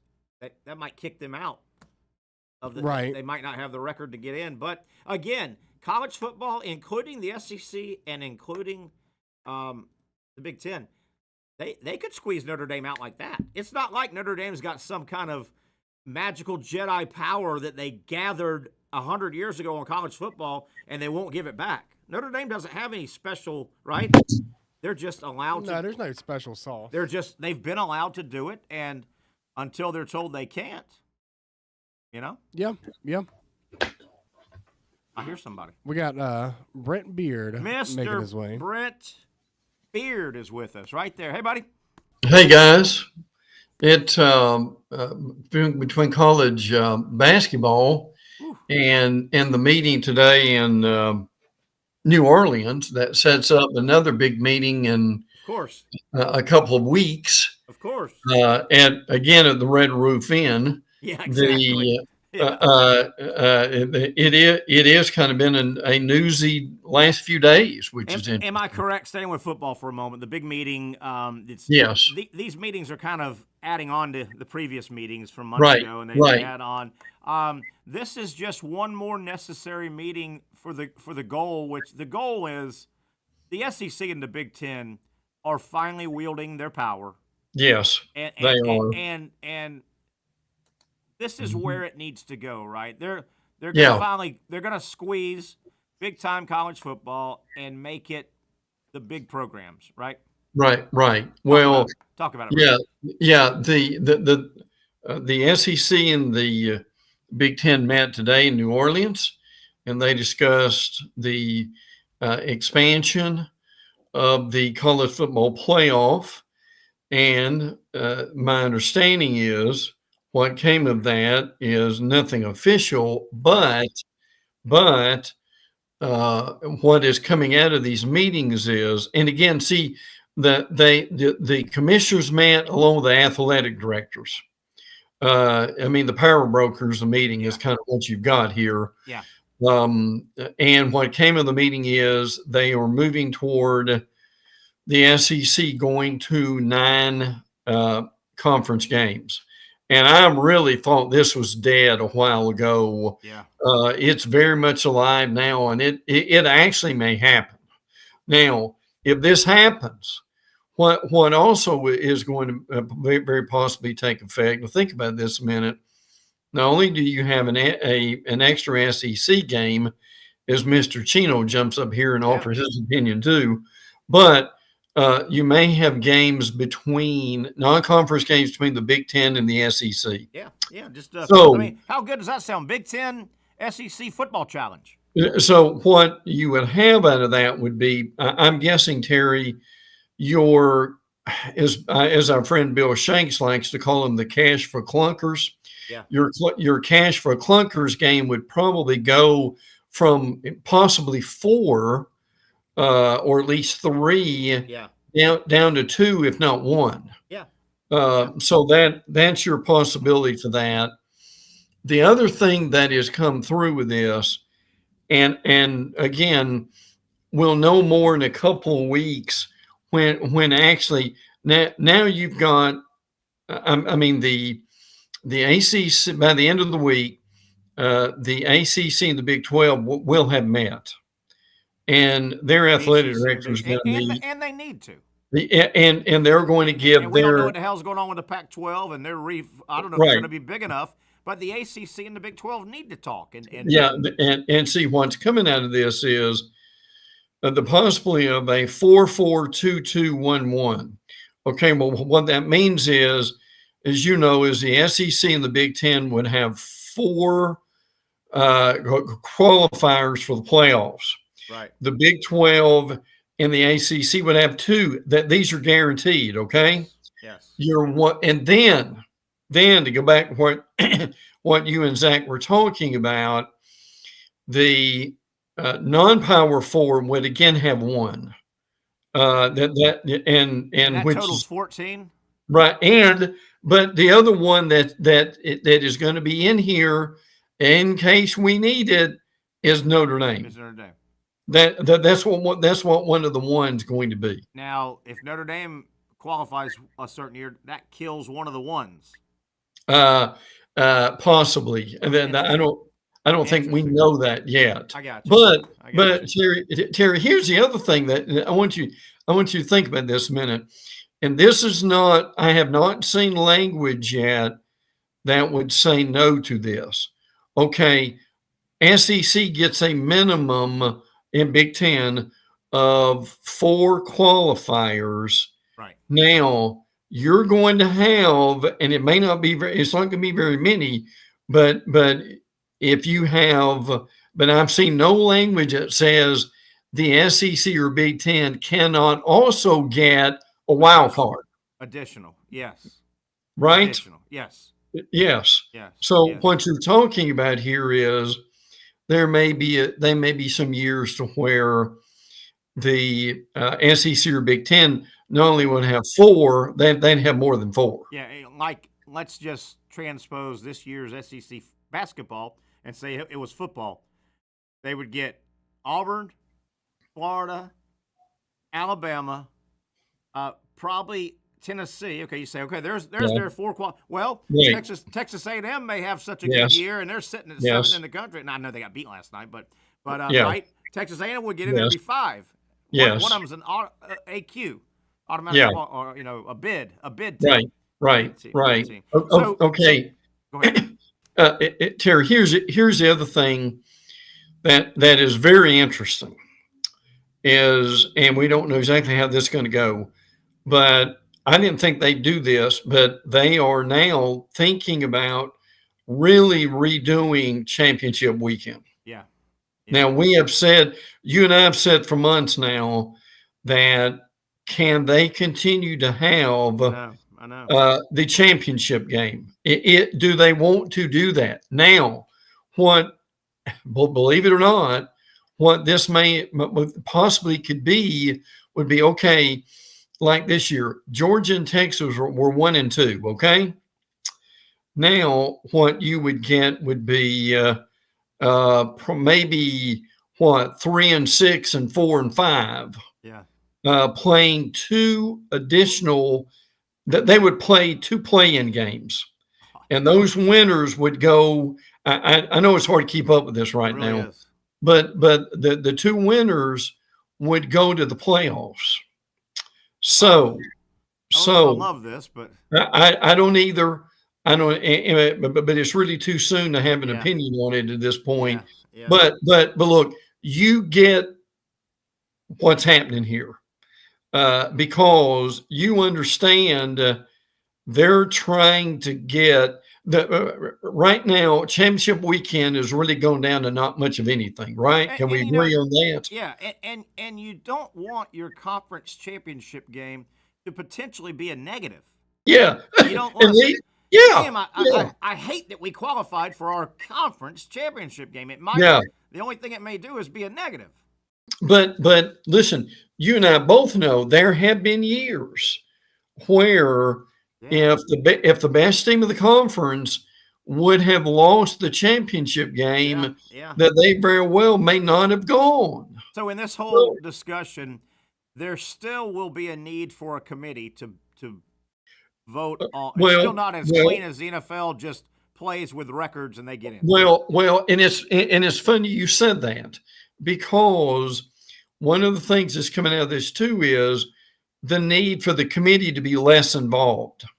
And what they are thinking about doing here is, now this committee though, Terry, it has the top 25, right? Yes. And what there's a possibility here. Now, this is one of the more logical things they've ever said is, okay, we're going to slot at least in the majority of now look, this is either going to 14 or 16. Yeah. So we're going to slot these teams basically from our top 25 as far as the committee is concerned. Yeah, interesting. So a lot of stuff still to be worked out, but we're slowly going in the right direction. Yeah, slowly. yeah. Brent, SEC basketball last night, Florida, just a solid, impressive win again. I think Florida's the best team in the country. I agree. On a neutral court, I think they're the best team in the country. That. The big story last night, not just that Mississippi State won at home. Yeah. They walked the dog on A&M, who had been playing as good as anybody. That was a big win for Mississippi State. How about tonight? You've got some really good, a triple header, I think, of really good basketball. Vanderbilt at Kentucky. Boy, Vanderbilt could go a long way. It really could. To solidifying. That's a 7 o'clock on SEC Network. Patrick will have that at halftime. Arkansas at Auburn. Brent, am I correct? This is a dicey little game for Auburn, I think. It very well could be. If they're looking ahead or just too full of themselves after the Alabama win, and Arkansas badly need a win like this. And again, these two coaches, this stat got out today, are like 4 and 5 in the two active coaches right now with the most wins in college basketball. Now Rupp's number 1. Now Billy Donovan, I believe, is number 2 in this. So that is humongous. And then, frankly, maybe the biggest game tonight is a 9 o'clock game with Alabama and Missouri. And that's the second SEC game, so Pat will have that at halftime as well. Yes. Bama at Missouri. I think this is a real swing game for Alabama. It is. If Bama goes in there, that's going to be a snake pit tonight. It will be. And Missouri is one of the few teams just athlete on athlete can match Alabama. Right. That's going to be a tough. If Alabama can get this win, I think Alabama can land the plane. They got a tough rest of the schedule, but they're not going to go over if they can get this win. Right. If they lose tonight, things could get a little sideways now. That'd be a losing streak, and they're not used to losing streaks. And it's a big game for Alabama tonight. Big game. Yeah. Well, and where they are at this point, you've got Missouri tonight. They go back home to play Kentucky Saturday, and then next week the midweek game's Mississippi State. How about that? But look, they finish. This is why these next 3 games are so important, because they finish with Florida, Tennessee, and Auburn. How about that? I mean, that's 3 top 10. That's 3 highly ranked. That's almost 3 top 5. Yeah, I know, Brent. It was about 10 days ago, and you can see the Floridas, the Auburns, the Alabamas, Tennessee still, but you could see those 3. Yeah. And I started looking ahead, and I put all their schedules, and Alabama clearly had the toughest final 2 weeks. Right. Clearly. Yeah. And I mean, it's no cakewalk for anybody, but Alabama had the toughest, which is why that loss at home hurt the other night. And listen, one of the most bizarre stats is Alabama, their 3-point shooting is significantly better on the road than it is at home. Listen, answer this for me, and I've been trying to figure this out now for years, and it's not just Alabama, but how can a team in their own gym, where they shoot what, Terry, on average every week, I'm guessing 500 to 1,000 shots. How can you not make shots in your own gym? In your own gym, yeah. In your own, it's hard to believe, and that same piece of real estate, you've lit it up before. Yeah. Right. It's not like a baseball pitcher, and I go, man, I'm 1 for 17. I never see the ball out of his hand. This guy's got my number. Yeah. Alabama, those guys have been around, the Mark Sears and Nelson. Those guys, they've had games on that court where they've lit it up. It's not like they haven't done it in that gym. I agree with that. And then you look at Tennessee and Alabama. They've had stretches where they can't drop it in the basket. Yeah. Well, particularly Tennessee. Now Alabama have scorers. Their problem is that they can't throw in the ocean sometimes. Yeah. They've got to play better defense. Now, you mentioned A&M and Mississippi State a few minutes ago. someone mentioned this to me last night. The media, and help me on this because I may be off with it a little bit. But Mississippi State had 17 steals against A&M last night, or I mean that's ungodly, frankly. Somebody better go check Buzz Williams because that might have gave him a coronary. Listen, don't you know it did? Ooh. But Terry, you've watched State like I have. State's as athletic as any team in this conference is. They are. They really are. Brent, is it as simple now? The SEC basketball conference this year, it's almost like you're hearing the national guys now saying this is probably the best college basketball conference season that's ever happened in college basketball. If the SEC, is it all or nothing? They've got to go win. Somebody out of that group really needs to win the national title this year in the SEC. Yes, and frankly, Terry, I think they need to get 2 in the Final Four. Yeah. Is that fair? Yeah. Frank, and now the only thing you can compare to it, and you remember this, you and I grew up with this, was the Big East. They were when they had Georgetown and that crew, and some of the years that they had. I mean, even look, the national commentators will even tell you the ACC has not done this before. No, the ACC historically. Longer than the Big East. The ACC would have a crazy good North Carolina, a Duke, a Maryland, maybe a Virginia, and a couple they'd be very top heavy with really good teams. The Big East, the Big East had that 10, 15-year run. They were, Syracuse, Georgetown, St. John's, Villanova, Providence was your outlier, but man, nobody. Now, the SEC's got more teams in it now, but there's quality from top to bottom. It is a it is. And Terry, I want to talk about the Gators a minute. I want to see if you heard this last night, because when I heard it, it made me think that they've got a real shot at winning the national championship. I'll get to what Golden said in a minute, but here's why they can win the national championship. Is because they have and can beat Auburn. Yes. They've got the bigs in order to do that. Yes, their bigs really bothered Broome and the Auburn bigs in the game at Auburn. But the thing that really impressed me, and I'm curious if you caught this or not, they were interviewing Golden at halftime. I think I know what you're saying. And they said, Coach, kind of tell us your thoughts on the first half. Well, we really were in sync. We played good defense. Our shooting is good. We're up by 20 now. Well, Coach, what's your message to the team at halftime? We need to get it up to 30. 30. I just wrote down 30 and I highlighted it. Brent, you and I are it's like we're triplets now. You got it really is. I've listened to Todd Golden a couple times this year. Yeah. And I've commented, and last night he did it again. You know what Todd Golden does? It's refreshing. He says things. He does. He really does. He did. He goes, well, we weren't focused early. We figured it out. We got focused and all. We're up and they were up 20. And he goes, well, and she says, what do you got to do? Well, we want to get it up to 30. He says we want it, and it wasn't braggadocious. He said that's our goal. That's right. But look, refreshing. Here's the bottom line for that.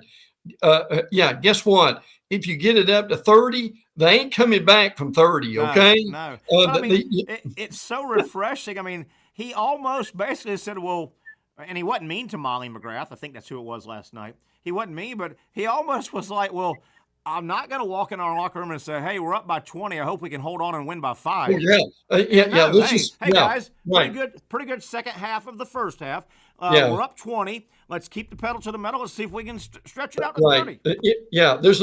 There's none of this. Well, let's just match them basket for basket and we'll be okay. Yes. But I'm listen, do you remember, and this got a line of play today, do you remember in a long time a team that's got at least 3 guards as good as Florida does. Been a long time. Some of those Villanova teams under Jay Wright had a bunch of guys that were they had a bunch of 6'5" guys that went to the league, still in the league. They're deep. I will say this: last night, a couple good stats I thought about. The SEC really needs to win one. The SEC has not won a basketball championship since 2012. Yeah, that was the Calipari, Anthony Davis, Michael Gilchrist, just ultra talented team. Yeah, the SEC probably should have won 2 years later. Pat Young's team was the best team in the country that year. They got upset by the Final Four, but the SEC they need one. Somebody's got to cut those nets down to make it. I mean, the best college season in the history of college basketball. Well, and I can tell you right now, Florida and Auburn are going to be your favorites. If Alabama can shoot straight, they could be that good too. Terry, help me with this. I don't trust Tennessee. Rick Barnes and Tennessee. I think they can go, and if all fans are honest, I think they'd say the same thing. They can D you up, but they don't have the scoring to get them, I don't think, past the round of 16. I tell you, we got 2 minutes left. I'm really proud the last several years, the national committee that will select on that Sunday, I think they've done a good job the last several years. They're able to look at the totality of the regular season for these conferences, and then not to say the tournament isn't important, but you can tell if you win that SEC regular season title, you can go 0-1 and head on home. You've done your work, and that committee's they're going to recognize that too. If Auburn wins that thing, if Alabama comes back and wins Florida, they're going to be a 1 seed. I don't care if they lose by 30 in game 1 of the SEC in Nashville. And the committee's gotten good about that, I think. Oh yeah. But see that the tournament this year is for Vanderbilt and Arkansas, sure is, and Ole Miss and Mississippi State. See the tournament this year are for teams like that need to win at least a couple of games that might get them in. And Terry, some of these teams we mentioned, could they get in on the coattails of their better brethren in the league? Yeah, maybe. Boy, it has been fun. Still a long way to go, and you know, Brent, it is hard to win 6 games in a row in that tournament. It really is, no doubt. Hard to win that many games. All right, Brent, we'll let you go. We're out of here. Let's try to visit on Friday, kind of leading into the weekend.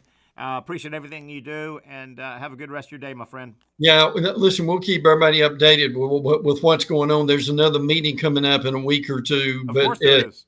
Yeah, and again at the Red Roof Inn, okay? Yeah, that's where they meet because they don't want to spend too much money, you know. No. That's Brent Beaird making our show that much better. We appreciate it. That'll wrap it up. I want to thank everybody, Dr. Bates as well, Zach Rothrock for producing. Been a fun Hump Day edition. Ugly weather, but a fun show. We'll get together tomorrow. We'll be live on the patio at Sliders Oyster Bar, 4 o'clock to 6. Join us for the next edition of the Young and Norvelle Show on Action Sports Jacks.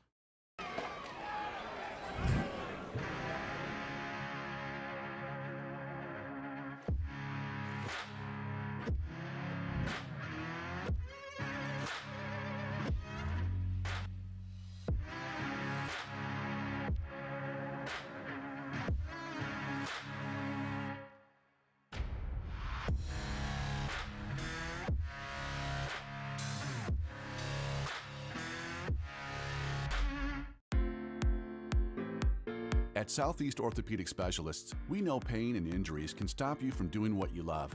This is why our board-certified orthopedic specialists offer the latest in both non-surgical and surgical treatment options and create a treatment plan tailored to your unique lifestyle and goals.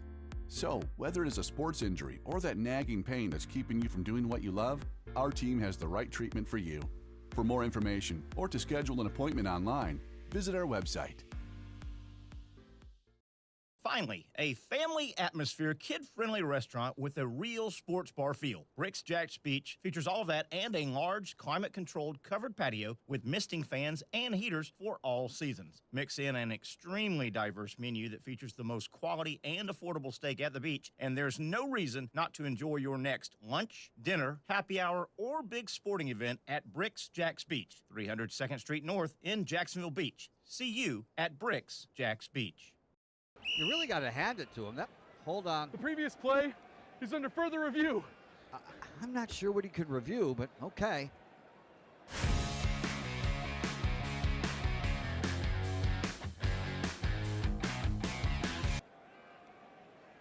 Sure has been a while. Dine in at Hurricane Grill and Wings for the football season. Well, there he is. Oh, what is that? The Action Sports Jax 24/7 network is streaming. I'm Stuart Weber, and I'm here to teach you a nice three-step process on how you can watch all your favorite programming from the Brent and Austin Show every weekday 10 a.m. to 1 p.m. or the Cup Date with me. It's fantastic. We talk NASCAR. It's a great time. Wednesdays at 1 o'clock. All right, first step, easy. Download the Action News Jax app. You probably already have it downloaded on your phone, so you might already have that one taken care of. Step 2, see that stack of pancakes up there? You click that stack of pancakes, and it's going to bring down step number 3, which is a full screen of all the different streams that you can click on, including the Action Sports Jax 24/7 stream. You click that, the video's rocking and rolling on your mobile device. You're watching all the shows you want to, and you're having a good time. You can also do it on your smart TV with the Action News Jax Now app. I do it on my Samsung TV at home. It's a great way to watch it on a nice, large screen for all the content. That's the Action Sports Jax 24/7 network. Hope you can find it. You trust CGC to make your water great, and now you can trust CGC with your plumbing needs as well. Fast, convenient scheduling, licensed and insured. A quick call away at 904-552-1242. You never know when you're going to have an issue with a shower, toilet, or maybe it's a sink that sometimes is easy to fix. All right, let's be honest. I'm not fixing anything. I'm totally staging this because when I have a plumbing problem, I call CGC Water Treatment and Plumbing. Trained professionals, transparent pricing, customer satisfaction. Small problem or even a bigger issue. Maybe you need a new tankless water heater or something a bit more intricate. The experts with 25 years of experience at CGC Water Treatment and Plumbing can do it all. Call 904-552-1242 or visit cgcwater.com. That's 904-552-1242 or cgcwater.com. CGC Water Treatment and Plumbing, an authorized independent Connecticut dealer. Florida license number CFC 1432579.